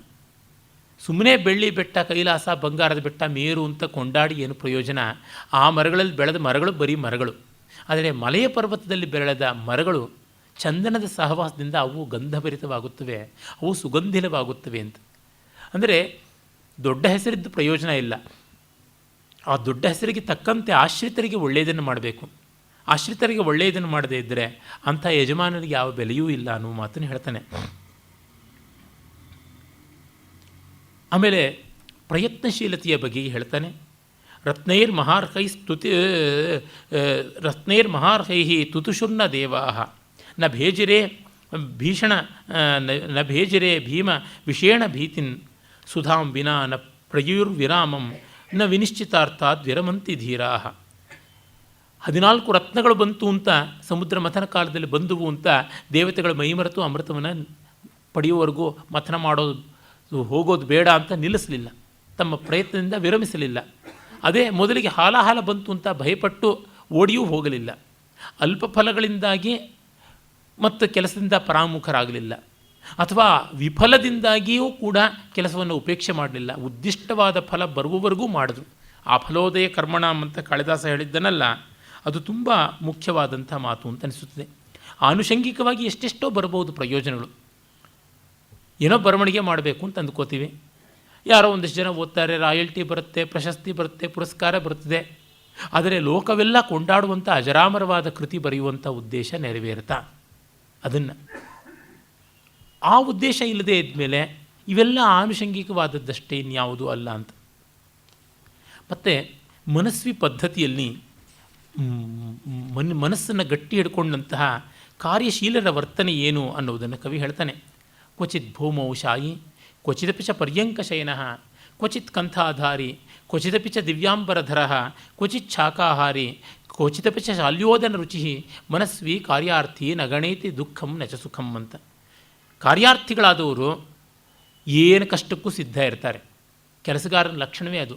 ಕೆಲವೊಮ್ಮೆ ನೆಲದ ಮೇಲೆ ಮಲಗ್ತಾರೆ, ಕೆಲವೊಮ್ಮೆ ಸುಪ್ಪತ್ತಿಗೆಯಲ್ಲಿ ಮಲಗ್ತಾರೆ, ಕೆಲವೊಮ್ಮೆ ಹರಕ ಬಟ್ಟೆ ಧರಿಸಿರ್ತಾರೆ, ಕೆಲವೊಮ್ಮೆ ದಿವ್ಯಾಂಬರ ಹುಟ್ಟಿರ್ತಾರೆ, ಕೆಲವೊಮ್ಮೆ ಗಡ್ಡೆಗಣಸು ತಿಂದು ಬದುಕ್ತಾರೆ, ಕೆಲವೊಮ್ಮೆ ದಿವ್ಯೋದನವನ್ನು ದಿವ್ಯಾಹಾರವನ್ನು ತಿಂತಾರೆ. ಓದನ ಅಂತನ್ನೋದ್ರಿಂದಲೇ ಓಗರೆ ಅನ್ನೋ ಶಬ್ದ ಬಂದಿದ್ದು. ಓಗರೆ, ಹಾಗಾಗಿ ಪುಳಿ ಓಗರೆ, ಹುಳಿ ಅನ್ನ ಅಂತರ್ಥ. ಈ ರೀತಿಯ ಶಬ್ದಗಳೆಲ್ಲ ಬಂದದ್ದು. ಮನಸ್ವಿಯಾದ ಕಾರ್ಯಾರ್ಥಿಗೆ ಸುಖ ದುಃಖಗಳು ಮುಖ್ಯವಲ್ಲ, ಕೆಲಸ ಮುಖ್ಯ ಅನ್ನುವ ಮಾತನ್ನು ಹೇಳ್ತಾನೆ. ಆಮೇಲೆ ಗೊತ್ತಿರುವ ಪ್ರಸಿದ್ಧ ಸುಭಾಷಿತ, ನಿಂದಂತು ನೀತಿ ನಿಪುಣ ಇದಿವಾಸ್ತುವಂತು ಲಕ್ಷ್ಮೀ ಸಮಾವಿಶತು ಗಚ್ಚತು ವಾ ಯಥೇಷ್ಟಂ ಅದ್ಯೇವ ವಾ ಮರಣಮಸ್ತು ಯುಗಾಂತರೇ ವಾ ನ್ಯಾಯಾತ್ಪಥ ಪ್ರವಿಚಲಂತೆ ಪದಂ ನದೀರಾಹ ಅಂತ ಹೇಳಿ ಒಂದು ಮಾತು. ಆ ಒಂದು ಮಾತಿನಲ್ಲಿ ಒಪ್ಪಿದ್ದರಿಂದ ತಾವು ಅಂಗೀಕರಿಸಿದ ಮಾರ್ಗದಿಂದ, ಸನ್ಮಾರ್ಗದಿಂದ ಉನ್ಮಾರ್ಗದ ಕಡೆಗೆ ಧೀರರು ಹೋಗುವುದಿಲ್ಲ ಅಂತನ್ನುವುದನ್ನು ಹೇಳ್ತಾನೆ. ಲೋಕ ಬೈಲಿ ಮತ್ತೊಂದು ಮಾಡಲಿ, ಏನು ಮಾಡಲಿ, ತಮಗೆ ನಚ್ಚಿದ್ದು ಅದೇನೆ. ನಮ್ಮ ರಾಮಸ್ವಾಮಿಯವರು ಒಮ್ಮೆ ಹೇಳಿದರು, ನನ್ನ ತಲೆ ತೆಗೆದಿಡಿ, ಆದರೂ ಇದನ್ನು ನಾನು ಒಪ್ಪಲ್ಲ ಅಂತ ರಾಳ್ಳಪಲ್ಲಿಯವರು ನಿಶಂಕೆಯಿಂದ, ನಿರ್ವಿಕಾರದ ನಿರುದ್ವಿಗ್ನತೆಯಿಂದ ಹೇಳ್ತಾ ಇದ್ರಂತೆ. ಏನೇ ಮಾಡ್ಕೊಂಡು ಹೋಗಲಿ ಇಷ್ಟೇ, ಇದಕ್ಕಿಷ್ಟೇ ಅಭಿಪ್ರಾಯ ಅಂತ. ಇದು ಕೆಲವೊಮ್ಮೆ ಇಟ್ಕೊಳ್ಬೇಕಾಗುತ್ತದೆ. ಯಾರಿಗೇನು ಹೇಳಿದ್ರು ಸೊಪ್ಪು ಹಾಕಬೇಕಾಗಿಲ್ಲ ಅನ್ನುವಂಥದ್ದು. ಮತ್ತು ದೈವಲೀಲೆ ಎಂಥದ್ದು ಅನ್ನೋದನ್ನು ತುಂಬ ಸುಂದರವಾಗಿ ಹೇಳಿದ್ದಾನೆ. ಇದು ಒಂದು ಕಥೆಯನ್ನು ಒಂದು ಪದ್ಯದಲ್ಲಿ ಅಡಕ ಮಾಡಿರುವ ಆ ವೈಚಕ್ಷಣ್ಯ ನೋಡಿ, ಆ ಅಡಕ ಗುಣ. ಭಗ್ನ ಆಶಸ್ಯ ಕರಂಡ ಪೀಡಿತ ತನೋರ್ ಮ್ಲಾನೇಂದ್ರಿಯಸ್ಯ ಕ್ಷುಧಾ ಕೃತ್ವಾ ಕುರ್ವಿವರಂ ಸ್ವಯಂ ನಿಪತಿತೋ ನಕ್ತಂ ಮುಖೇ ಭೋಗಿನಃ ತೃಪ್ತಸ್ತತ್ಪಿಶಿತೇನ ಸತ್ವರಮಸೋ ತೇನೇವ ಯಾತಃಪಥ ಲೋಕಾಃ ಪಶ್ಯತ ದೈವಮೇವ ಹಿ ನೃಣಾಂ ವೃದ್ಧೌ ಕ್ಷಯೇ ಕಾರಣಂ. ಒಬ್ಬ ಹಾವಾಡಿಗ ಭಯಾನಕವಾದ ಒಂದು ಸರ್ಪವನ್ನು, ವಿಷಸರ್ಪವನ್ನು ತಂದು ಅದನ್ನು ತನ್ನ ಬುಟ್ಟಿಯೊಳಗೆ ಹಾಕಿಟ್ಟಿದ್ದ. ಅದು ಸ್ವಲ್ಪ ಭಯ ಎಲ್ಲ ಹೋಗಿಸುವಂಥ ಸ್ಥಿತಿಗೆ ಬಂದು ಅದು ಸ್ವಲ್ಪ ಉಪವಾಸದಿಂದ ಹಣ್ಣಾದ ಮೇಲೆ ಹಲ್ಲು ಕೀಳೋಣ ಅಂತ ಬುಟ್ಟಿಯಲ್ಲಿ ಹಾಕಿಟ್ಟಿದ್ದ. ಹಲ್ಲು ಕಿತ್ತಿಲ್ಲ, ಹಸಿವೆ ಹೆಚ್ಚಾಗಿದೆ, ಸೆರೆ ಹಸಿವು ಪಾರತಂತ್ರ್ಯ ಒದ್ದಾಡ್ತಾ ಇದೆ. ದೈವದಿಂದ ಯೋಗದಿಂದ ಒಂದು ಇಲಿ ಆ ಬುಟ್ಟಿಲಿ ಏನೋ ಇದೆ ಅಂತ ರಾತ್ರಿ ಬಂದು ರಂಧ್ರ ಮಾಡಿದೆ. ಹಾವಿಗೆ ಸುಗ್ರಾಸ ಭೋಜನವೂ ಆಯಿತು, ಹೊರಕ್ಕೆ ದಾರಿನೂ ಆಯಿತು, ಏಕಕಾಲದಲ್ಲಿ ಎರಡೂ ಆಯಿತು. ಇಲಿಗೆ ಪಾಪ ಎರಡೂ ಹೋಯಿತು. ನೋಡಿದ್ರೆ ಏನಂತ ಹೇಳೋಣ, ದೈವ ಈ ರೀತಿಯಾಗಿ ಕೆಲಸ ಮಾಡುತ್ತದೆ ಅಂತ ಹೇಳ್ತಾನೆ. ಅಂದರೆ ಇಡೀ ಒಂದು ಕಥೆಯನ್ನು ಎಷ್ಟು ಚೆನ್ನಾಗಿ ಅಡಕ ಮಾಡಿಕೊಟ್ಟಿದ್ದಾನೆ. ಮತ್ತು ಅವನ ಪ್ರಸಿದ್ಧವಾದ ಆಲಸ್ಯವನ್ನು ಕುರಿತ ಪದ್ಯ, ಆಲಸ್ಯಂ ಹಿ ಮನುಷ್ಯಾಣಾಂ ಶರೀರಸ್ಥೋ ಮಹಾನ್ ರಿಪು ನಾಸ್ತ್ಯುದ್ಯಮ ಸಮೋ ಬಂಧು ಕುರ್ವಾಣೋ ನಾವಸೀದತಿ. ಕೊನೆಯ ಸಾಲಂತೂ ಬಹಳ ಪ್ರಸಿದ್ಧ, ಕುರ್ವಾಣೋ ನಾವಸೀದತಿ ಅಂತ. ಆಲಸ್ಯಕ್ಕಿಂತ ದೊಡ್ಡ ವೈರಿ ಈ ದೇಹದಲ್ಲಿ ಮನುಷ್ಯನಿಗೆ ಮತ್ತಾರೂ ಇಲ್ಲ, ಉದ್ಯಮಕ್ಕಿಂತ ದೊಡ್ಡ ಬಂಧುವೂ ಇಲ್ಲ ಅನ್ನುವ ಮಾತನ್ನು ಹೇಳ್ತಾನೆ. ಹಾಗೆ ವಿಧಿವಿಲಾಸ ಏನೆಲ್ಲ ಮಾಡುತ್ತದೆ. ಖಲ್ವಾಟೋ ದಿವಸೇಶ್ವರಸ್ಯ ಕಿರಣೈ ಸಂತಾಪಿತೋ ಮಸ್ತಕೆ ವಾಂಛನ್ ದೇಶಮನಾತಪಂ ವಿಧಿವಶಾತ್ ತಾಲಸ್ಯ ಮೂಲಂಗತಃ ತತ್ರಾಪ್ಯಸ್ಯ ಮಹಾಫಲೇನ ಪತತ ಭಗ್ನಂ ಸಶಬ್ದಂ ಶಿರಃ ಪ್ರಾಯೋ ಗಚ್ಚತಿ ಯತ್ರ ಭಾಗ್ಯರಹಿತಸ್ತತ್ರೈವ ಯಾಂತ್ಯಾಪದಃ. ಪಾಪ ಬೊಕ್ಕ ತಲೆಯವನು ತಂಪಿಗಾಗಿ ಮಧ್ಯಾಹ್ನದ ಉರಿಬಿಸಿಲು ತಾಳಲಾರದೆ ತಾಳೆ ಮರದ ಕೆಳಗೆ ಹೋದ. ಆ ತತ್ಕ್ಷಣದಲ್ಲಿ ಮರದಿಂದ ಹಣ್ಣು ಕಳಚಿ ತಲೆ ಮೇಲೆ ಬಿತ್ತು. ಪಾಪ ಇಲ್ಲಿ ಬೇಸಿಗೆಯಲ್ಲಿ ತಲೆ ಸುಡ್ತಾ ಇತ್ತು, ಅಲ್ಲಿ ತಲೆ ಒಡೆದೇ ಹೋಯಿತು. ಎಲ್ಲಿ ಅನರ್ಥ ಉಂಟಾಗುತ್ತದೆಯೋ ಅಲ್ಲಿ ಹೋಗ್ತಾನೆ ಅಥವಾ ಅವನಿಗೆ ಬೆನ್ನತ್ತಿಯೇ ಹೋಗುತ್ತದೆ. ಪ್ರಾಯೋ ಗಚ್ಚತಿ ತತ್ರ ಭಾಗ್ಯರಹಿತ ಯತ್ರೈವ ಯಾಂತ್ಯಾಪದಃ ಅಂತ ಇನ್ನೊಂದು ಪಾಠಾಂತರ ಹೇಳ್ತಾರೆ. ಪ್ರಾಯೋ ಗಚ್ಚತಿ ತತ್ರ ಭಾಗ್ಯರಹಿತ ಯತ್ರೈವ ಯಾಂತ್ಯಾಪದಃ ಅಂತ ಒಂದು ಇಲ್ಲಿ ಬರುವಂಥ ಮಾತು. ಅಂದರೆ ಎಲ್ಲಿ ಇವನು ಹೋದರೆ ತತ್ರ ಆಪದಃ ಯಾಂತಿ, ಎಲ್ಲಿ ಹೋದರೆ ಇವನನ್ನು ಆಪತ್ತು ಹಿಂಬಾಲಿಸಿ ಬರುತ್ತದೆ ಅಂತ. ಆದರೆ ಪ್ರಾಯೋ ಗಚ್ಚತಿ ತತ್ರ ಭಾಗ್ಯರಹಿತ ಯತ್ರೈವ ಯಾಂತ್ಯಾಪದಃ, ಈ ದೌರ್ಭಾಗ್ಯ ಎಲ್ಲಿ ಆಪತ್ತು ಸಿಕ್ಕಾಕೊಳ್ಳುತ್ತೆ ಅಲ್ಲಿಗೆ ಹೋಗ್ತಾನೆ ಅಂತ ಈ ಮಟ್ಟಕ್ಕೆ ಆಗಿಬಿಡುತ್ತದೆ. ಆಮೇಲೆ ಇವನು ಅನಿತ್ಯತೆಯ ಬಗೆಗೆ ಒಂದು ಮಾರ್ಮಿಕ ಪದ್ಯವನ್ನು ಹೇಳ್ತಾನೆ. ಸೃಜತಿ ತಾವದಶೇಷ ಗುಣಾಕರಂ ಪುರುಷರತ್ನಮಲಂಕರಣಂ ಭುವಃ ತದಪಿ ತತ್ಕ್ಷಣ ಭಂಗಿ ಕರೋತಿ ಚೇತ್ ಅಹ ಕಷ್ಟಮ ಪಂಡಿತತಾ ವಿಧೇಹೆ. ಸೃಜತಿ ತಾವದಶೇಷ ಗುಣಾಕರಂ, ಎಲ್ಲ ಗುಣಗಳಿಗೆ ಆಕರವಾದಂಥ ಸರ್ವೋತ್ತಮನಾದ ಮನುಷ್ಯನನ್ನು ವಿಧಿ ನಿರ್ಮಾಣ ಮಾಡಿ ಅವನನ್ನು ಅಲ್ಪಾಯುವನ್ನಾಗಿ ಮಾಡಿಬಿಡುತ್ತಲ್ಲ. ಈ ಅಪಾಂಡಿತ್ಯ, ಈ ಅನ್ಯಾಯ, ವೈದಗ್ಧ್ಯ ವಿಧಿಗೆ ಯಾಕೆ ಬಂತು ಅಂತ. ನಾವು ಎಷ್ಟು ಅತ್ಯುತ್ತಮವಾದ ವಸ್ತುಗಳು ಅಲ್ಪಾಯುಗಳಾಗಿ ಕ್ಷಣಭಂಗುರವಾಗಿ ಹೊರಟೋಗ್ಬಿಡ್ತೀವಲ್ಲ ಅಂತ ದುಃಖ ಪಡ್ತೀವಿ. ಆ ವಿಷಯವನ್ನು ಅವನು ಹೇಳ್ತಾ ಇದ್ದಾನೆ. ಆಮೇಲೆ ಇನ್ನೊಂದು ವಿಧಿಯ ವಿಲಾಸವನ್ನು ಕುರಿತು ಹೇಳ್ತಾನೆ. ನಾನು ಎಲ್ಲ ದೇವರುಗಳಿಗಿಂತ ವಿಧಿಯ ದೇವರನ್ನೇ ನಂಬುತ್ತೀನಿ ಅನ್ನುವ ಮಾತು ತುಂಬ ಚೆನ್ನಾಗಿರುವಂಥದ್ದು. ಅಲ್ಲವನು ಹೇಳುವ ಬಗೆ ನೋಡಿ. ಬ್ರಹ್ಮ ಏನ ಕುಲಾಲವನ್ ನೇಮಿತೋ ಬ್ರಹ್ಮಾಂಡ ಭಾಂಡೋದರೇ ವಿಷ್ಣುರ್ಯೇನ ದಶಾವತಾರ ಗಹನೆ ಕ್ಷಿಪ್ತೋ ಮಹಾಸಂಕಟೆ ರುದ್ರೋ ಏನ ಕಪಾಲ ಪಾಣಿಪುಟಕೆ ಭಿಕ್ಷಾಟನಂ ಕಾರಿತಃ ಸೂರ್ಯೋ ಭ್ರಾಮ್ಯತೆ ನಿತ್ಯಮೇವ ಗಗನೆ ತಸ್ಮೈ ನಮಃ ಕರ್ಮಣೆ. ಬ್ರಹ್ಮ ಸೃಷ್ಟಿ ಮಾಡುವ ಕುಂಬಾರನಂತೆ ಆದ, ವಿಷ್ಣು ಅವತಾರಗಳನ್ನು ಎತ್ತೆತ್ತಿ ಒದ್ದಾಡಬೇಕಾದ ಕೂಲಿ ಕಸಬನವನಾದ, ಶಿವ ತಲೆಯೋಡನ್ನು ಕೈನಲ್ಲಿಟ್ಟುಕೊಂಡು ಭಿಕ್ಷಾಟನೆ ಎತ್ತುವ ಭಿಕ್ಷುಕನಾದ, ಇನ್ನು ಸೂರ್ಯ ನಿರ್ವಿರಾಮವಾಗಿ ಅಂತರಿಕ್ಷದಲ್ಲಿ ಭ್ರಮಿಸುವ ಹಾಗಾಯಿತು. ಇದನ್ನು ಮಾಡಿದ ವಿಧಿಗೆ ಕರ್ಮಕ್ಕೆ ನಮಸ್ಕಾರ, ಈ ದೇವತೆಗಳಿಗೆ ಅಲ್ಲ ಅಂತಂತಾನೆ. ಆಮೇಲೆ ಮನುಷ್ಯರಿಗೆ ಎಲ್ಲೆಲ್ಲಿ ಯಾವ್ಯಾವ ರೀತಿಯಾಗಿ ವಿಕೃತಿಗಳು ಬಂದು ಒದಗುತ್ತವೆ, ಅದು ಪ್ರಕೃತಿಯಾಗಿ ಹೇಗೆ ನಿಲ್ಲೋಲ್ಲ ಅನ್ನುವಂಥದ್ದನ್ನು ಅವನು ಬಹಳ ಹೇಳ್ತಾನೆ. ಅವನ ಒಗ್ಗಿದ ಶೈಲಿ ಯಾವುದು? ಕೋಲಾಭೋ ಗುಣಿಸಂಗಮ ಕಿಮಸುಖಂ ಪ್ರಾಜ್ಞೇತರೈ ಸಂಗತಿ ಕಾಹಾನಿ ಸಮಯಚ್ಯುತಿರ್ನಿಪುಣತಾ ಕಾ ಧರ್ಮತತ್ವೇ ರತಿ ಕಶೂರ ವಿಚಿತೇಂದ್ರಿಯ ಪ್ರಿಯತಮ ಕಾನುವ್ರತ ಕಿಂ ಧನೈ ವಿದ್ಯಾ ಕಿಂ ಸುಖಂ ಅಪ್ರವಾಸಗಮನಂ ರಾಜ್ಯಂ ಕಿಂ ಆಜ್ಞಾಫಲಂ. ಯಾವುದು ಲಾಭ? ಸಜ್ಜನರ ಸಂಗಮ, ಗುಣಿಗಳ ಸಂಗಮ. ಯಾವುದು ಅಸುಖ? ಅವಿವೇಕಿಗಳ ಸಹವಾಸ. ಯಾವುದು ಹಾನಿ ಅಂದರೆ ಅಗ್ರಿಮೆಂಟ್ ಭಂಗ ಆಗುವಂಥದ್ದು ಅಥವಾ ಕಾಲ ನಷ್ಟವಾಗುವಂಥದ್ದು. ಯಾವುದು ನಿಪುಣತೆ ಅಂತಂದರೆ ಧರ್ಮದಲ್ಲಿ ಆಸಕ್ತಿ. ಯಾವನು ವೀರ? ಇಂದ್ರಿಯ ನಿಗ್ರಹ ಇರುವಂಥವನು, ತನ್ನ ಮೇಲಿನ ಹತೋಟಿ ಇರುವವನು. ಯಾರು ಆತ್ಮೀಯರು ಅಂತಂದರೆ ನಮಗೆ ಅನುವ್ರತರು, ನಮಗೆ ಅನುಕೂಲರಾದವರೇ ನಮಗೆ ಆತ್ಮೀಯರು. ಮತ್ತು ಯಾವುದು ಧನ? ವಿದ್ಯೆಯೇ. ಮತ್ತು ಯಾವುದು ಸುಖ? ಓಡಾಡದೇ ಇರುವಂಥದ್ದು, ಸುಮ್ಮನೆ ಪ್ರವಾಸ ಮಾಡುವುದು ಅಂತ. ಹಿಂದಿನ ಕಾಲದಲ್ಲಿ ಬಹಳ ಕಷ್ಟ ಇತ್ತು. ಈಗಲೂ ಫ್ಲೈಟಲ್ಲೆಲ್ಲ ನಡೆಯುವಂಥ ಸೆಕ್ಯೂರಿಟಿ ಚೆಕ್ಕಿಂಗು, ಅಲ್ಲಿರುವ ಆಪತ್ತುಗಳನ್ನು ನೋಡಿದ್ರೆ ಹೌದು ಅಂತಲ್ಲ ಅನಿಸುತ್ತದೆ. ಮತ್ತು ರಾಜ್ಯ ಯಾವುದು ಅಂದರೆ ನಾವು ಹೇಳಿದ್ದನ್ನು ನಡೆಸೋರಿದ್ದರೆ ಅದೇ ರಾಜ್ಯ ಅಂತಂತಾನೆ. ಆಜ್ಞಾಫಲವೇ ರಾಜ್ಯ ಅಂತಂತಾನೆ. ಮತ್ತು ಮನುಷ್ಯನ ಒಂದು ಉತ್ಸಾಹ ಸ್ಥೈರ್ಯ ಹೇಗಿರಬೇಕು ಅಂತ ಹೇಳ್ತಾನೆ. ಪಾತಿತೋಪಿ ಕರಾಘಾತೈ ಉತ್ಪತತ್ಯೇವ ಕಂದುಕಃ ಪ್ರಾಯೇಣ ಸಾಧುವೃತ್ತಾನಾಂ ಅಸ್ಥಾಯಿನ್ಯೋ ವಿಪತ್ತಯ. ಚೆಂಡು ಬಿದ್ದರೂ ಮತ್ತೆ ಚಂಗನೆ ಮೇಲಕ್ಕೆ ನೆಗೆಯುತ್ತದೆ, ಪ್ಲುತಿ ನೆಗೆತ ಉಂಟು. ಹಾಗೆ ಉತ್ಸಾಹಶಾಲಿಗಳಿಗೆ ಪತನ ಅನ್ನುವುದಿಲ್ಲ, ಮತ್ತೆ ಹಾರ್ತಾರೆ, ಎದ್ದು ಬರ್ತಾರೆ. They are like ಫ್ಲಬ್ಬರ್ಸ್.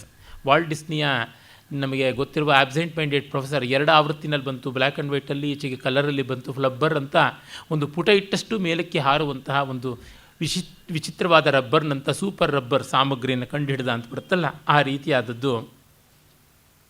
ಮತ್ತು ಭೂಮಿಗೆ ಭಾರವಾದವರು ಯಾರು ಅಂತ ಹೇಳ್ತಾನೆ. ಅಪ್ರಿಯ ವಚನ ದರಿದ್ರೈ ಪ್ರೈವಚನಾಢ್ಯೈ ಸ್ವದಾರ ಪರಿತುಷ್ಟೈ ಪರಪರಿವಾದ ನಿವೃತ್ತೈ ಕ್ವಚಿತ್ ಕ್ವಚಿತ್ ಮಂಡಿತಾ ವಸುಧ.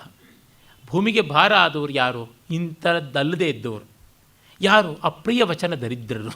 ಈ ಮಾತು ನೋಡಿ, ಪ್ರಿಯವಚನವನ್ನು ಹೇಳೋಕ್ಕೆ ಆಗದೇ ಇರತಕ್ಕಂಥವರು ಅಪ್ರಿಯ ವಚನರು. ಕೆಟ್ಟ ಮಾತೇ ಆಡುವವರು, ಕೆಟ್ಟ ಮಾತು ಆಡಲಾಗದಂಥವರು, ಕೆಟ್ಟ ಮಾತಿಗೆ ಬಡತನ ಇರುವವರು. ಮತ್ತು ಪ್ರಿಯವಚನ ಶ್ರೀಮಂತರು, ಪ್ರಿಯವಚನಾಢ್ಯರು, ಒಳ್ಳೆಯ ಮಾತಿನಲ್ಲಿ ಮಹಾ ಶ್ರೀಮಂತರಾಗಿರುವವರು. ಮತ್ತು ತಮ್ಮ ಹೆಂಡತಿಯಲ್ಲಿ, ತಮ್ಮ ಗಂಡನಲ್ಲಿ, ತಮ್ಮ ಸಂಸಾರದಲ್ಲಿ ನೆಮ್ಮದಿ ಕಾಣುವಂಥವರು. ಪರಪರಿವಾದ, ಬೇರೆಯವರ ಬಗ್ಗೆ ಗಾಸಿಪ್ ಮಾಡುವ, ಸುಮ್ಮನೆ ಚಾಡಿ ಹೇಳುವಂಥದ್ದನ್ನು ಬಿಟ್ಟಂಥವರು. ಇವರು ಬಹಳ ವಿರಳ, ಇವರಿಂದ ಭೂಮಿ ಅಲಂಕೃತವಾಗಿದೆ ಅನ್ನುವ ಮಾತನ್ನು ಕವಿ ಹೇಳ್ತಾನೆ. ಮತ್ತು ಆತ್ಮವಂತಿಕೆಯನ್ನು ಕುರಿತು ಒಂದು ಮಾತು ಹೇಳ್ತಾನೆ. ಕದರ್ಥಿತಸ್ಯಾಪಿ ಧೈರ್ಯವೃತ್ತೇ ನ ಶಕ್ಯತೆ ಧೈರ್ಯಗುಣ ಪ್ರಮಾರ್ಷ್ಟುಂ ಅಧೋ ಮುಖಸ್ಯಾಪಿ ಕೃತಸ್ಯ ವನ್ಹೇ ನಾದಶಿಖಾ ಯಾತಿ ಕದಾಚಿದೇವ. ಉತ್ಸಾಹಿಗಳನ್ನು ಎಷ್ಟು ಕೆಳಗೆ ಬಗ್ಗಿಸಿದ್ರು ಅವ್ರು ಮತ್ತೆ ಮೇಲಕ್ಕೆ ಏರ್ತಾರೆ. ಬೆಂಕಿಯ ಜ್ವಾಲೆಯನ್ನು ತಲೆ ಕೆಳಗೆ ಮಾಡಿದ್ರೂ ಅದರ ಜ್ವಾಲೆ ಮೇಲಕ್ಕೆ ಏರುತ್ತದೆ. ಇದು ಜೀವನೋತ್ಸಾಹ ಬೇಕಾಗಿರುವಂಥದ್ದು. ಉತ್ಸಾಹೋ ಬಲವಾನಾರ್ಯ ಅಂತನ್ನುವ ಮಾತು ರಾಮಾಯಣದಲ್ಲಿ ಇದೆಯಲ್ಲ, ಉತ್ಸಾಹಿ ನೈವ ಸೀದತಿ ಅಂತ, ಅದನ್ನು ಹೇಳ್ತಾ ಇದ್ದಾನೆ. ಆಮೇಲೆ ಅವನು ಕಡೆಯಲ್ಲಿ ಒಂದು ಒಳ್ಳೆಯ ಮಾತಿನಿಂದ ಮುಗಿಸ್ತಾನೆ. ವನ್ನಿಸ್ತಸ್ಯ ಜಲಾಯತೆ ಜಲನಿಧಿ ಕುಲ್ಯಾಯತೆ ತತ್ಕ್ಷಣಾನ್ ಮೇರು ಸ್ವಲ್ಪ ಶಿಲಾಯತೆ ಮೃಗಪತಿ ಸದ್ಯ ಕುರಂಗಾಯತೆ ವ್ಯಾಲೋ ಮಾಲ್ಯಗುಣಾಯತೆ ವಿಶರಸ ಪೀಯೂಷ ವರ್ಷಾಯತೆ ಯಸ್ಯಾಂಗೇಖಿಲ ಲೋಕವಲ್ಲಭತಮಂ ಶೀಲಂ ಸಮುನ್ಮೀಲತಿ. ಕಾಂಡಕ್ಟ್ ತುಂಬ ದೊಡ್ಡ ಬೆಲೆ ಕೊಟ್ಟು ಇಷ್ಟೆಲ್ಲ ಆಗಬೇಕಾದದ್ದು ವ್ಯಕ್ತಿ ಚಾರಿತ್ರ್ಯ. ವನ್ಯಸ್ತಸ್ಯ ಜಲಾಯತೆ, ಯಾರಿಗೆ ಸಚ್ಚಾರಿತ್ರ ಉಂಟೋ ಅವರಿಗೆ ಬೆಂಕಿಯು ತಣ್ಣೀರು, ಸಮುದ್ರ ಕಾಲುವೆ, ಮತ್ತು ಮೇರು ಒಂದು ಸಣ್ಣ ಕಲ್ಲು. ಸಾಕ್ಷಾತ್ ವನರಾಜ, ಮೃಗರಾಜ, ಸಿಂಹವೂ ಕೂಡ ಒಂದು ಮರಿಜಿಂಕೆ. ಹಾವು ಮಾಲೆಯಾಗುತ್ತದೆ, ಹೂವಾಗುತ್ತದೆ, ವಿಷವೂ ಅಮೃತವಾಗುತ್ತದೆ. ಯಾವ ಒಂದು ಶಕ್ತಿಯಿಂದ ಅಂದರೆ ಲೋಕಕ್ಕೆಲ್ಲ ಆತ್ಮೀಯನಾಗಬಲ್ಲ ನಡವಳಿಕೆ, ಅದು ಬಹಳ ಮುಖ್ಯ ಅಂತ. ಸುಭಾಷಿತವಾಗಲಿ ಮತ್ತೊಂದಾಗಲಿ ಜೀವನದ ಭೂಮಿಯಲ್ಲಿ ಇಂಗದೇ ಇದ್ದರೆ ಯಾವ ಪ್ರಯೋಜನವೂ ಇಲ್ಲ ಅನ್ನೋದನ್ನು ತುಂಬ ಸೊಗಸಾಗಿ ತಿಳಿಸಿಕೊಟ್ಟ ಭರ್ತೃರಿಗೆ ನಮ್ಮ ನಮಸ್ಕಾರಗಳು. ನಾಳೆ ನಾಡದ್ದು ವೈರಾಗ್ಯ ಶತಕ ನೋಡೋಣ. ಧನ್ಯವಾದ.